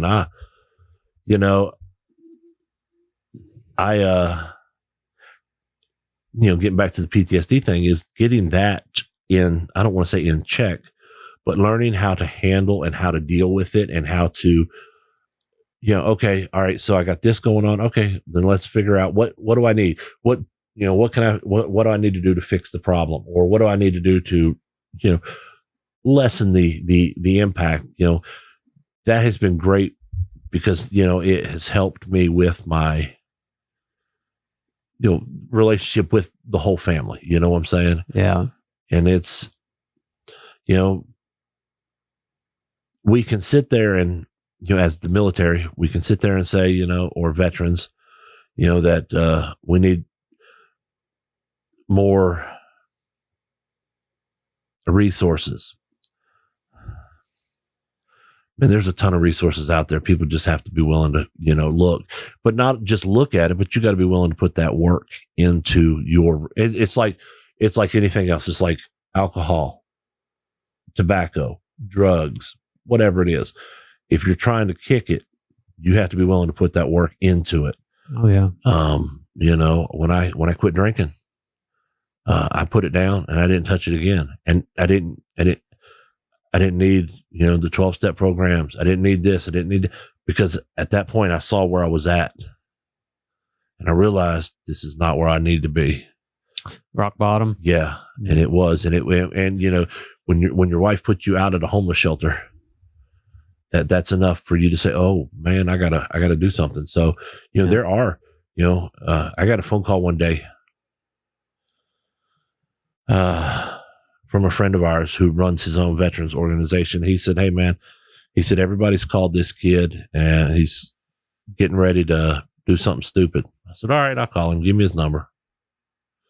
They're like, well, he won't talk to anybody. I said, just give me his number, man. I don't live in Bozeman, Montana, so I can't go over and see him, but I said, give me his number. Mm-hmm. So they did. Kid answered the phone. He said, I don't want to talk. I said, good, and shut the F up. He said, what? I said, shut up. So I told him, I said, this is my name. This is me. And I walked him through my entire story of, where I'd been, what I'd done, this, that. And finally, I'm like, you got any questions? He's like, well, why'd you call and tell me to shut up? I said, because you wasn't listening to nobody. You didn't want to talk to nobody. I said, then don't talk. Just listen. And if you hung up, okay. They sent me a video. It's been a long time ago now. It's been several years, but they sent me a video where they were interviewing him at their one of their retreats. Mm-hmm. And he was talking about, he said, I've never seen anybody call me and tell me to shut up and sit there and listen. I'm like, well, I didn't know what else to tell the kid. Like, I said, no, will it work for all of them? I said, no. That's what I tell everybody. I said, whatever works for me probably will not work for you, all of it. But there might be one or two things in there you can say, hey, this will work. Mm-hmm. I always told him, I said, it's like building a toolkit, I take something from you and put in my tool bag, or I take something from this guy and put it in here, or this lady here and put it in there. That way, when I'm really having something, I got other things in my toolkit that I can fall back on and say, hey, this will work for this type of, this is what I need to do to try to get through this. Sure. Or this is what I need to do so I don't start to spiral.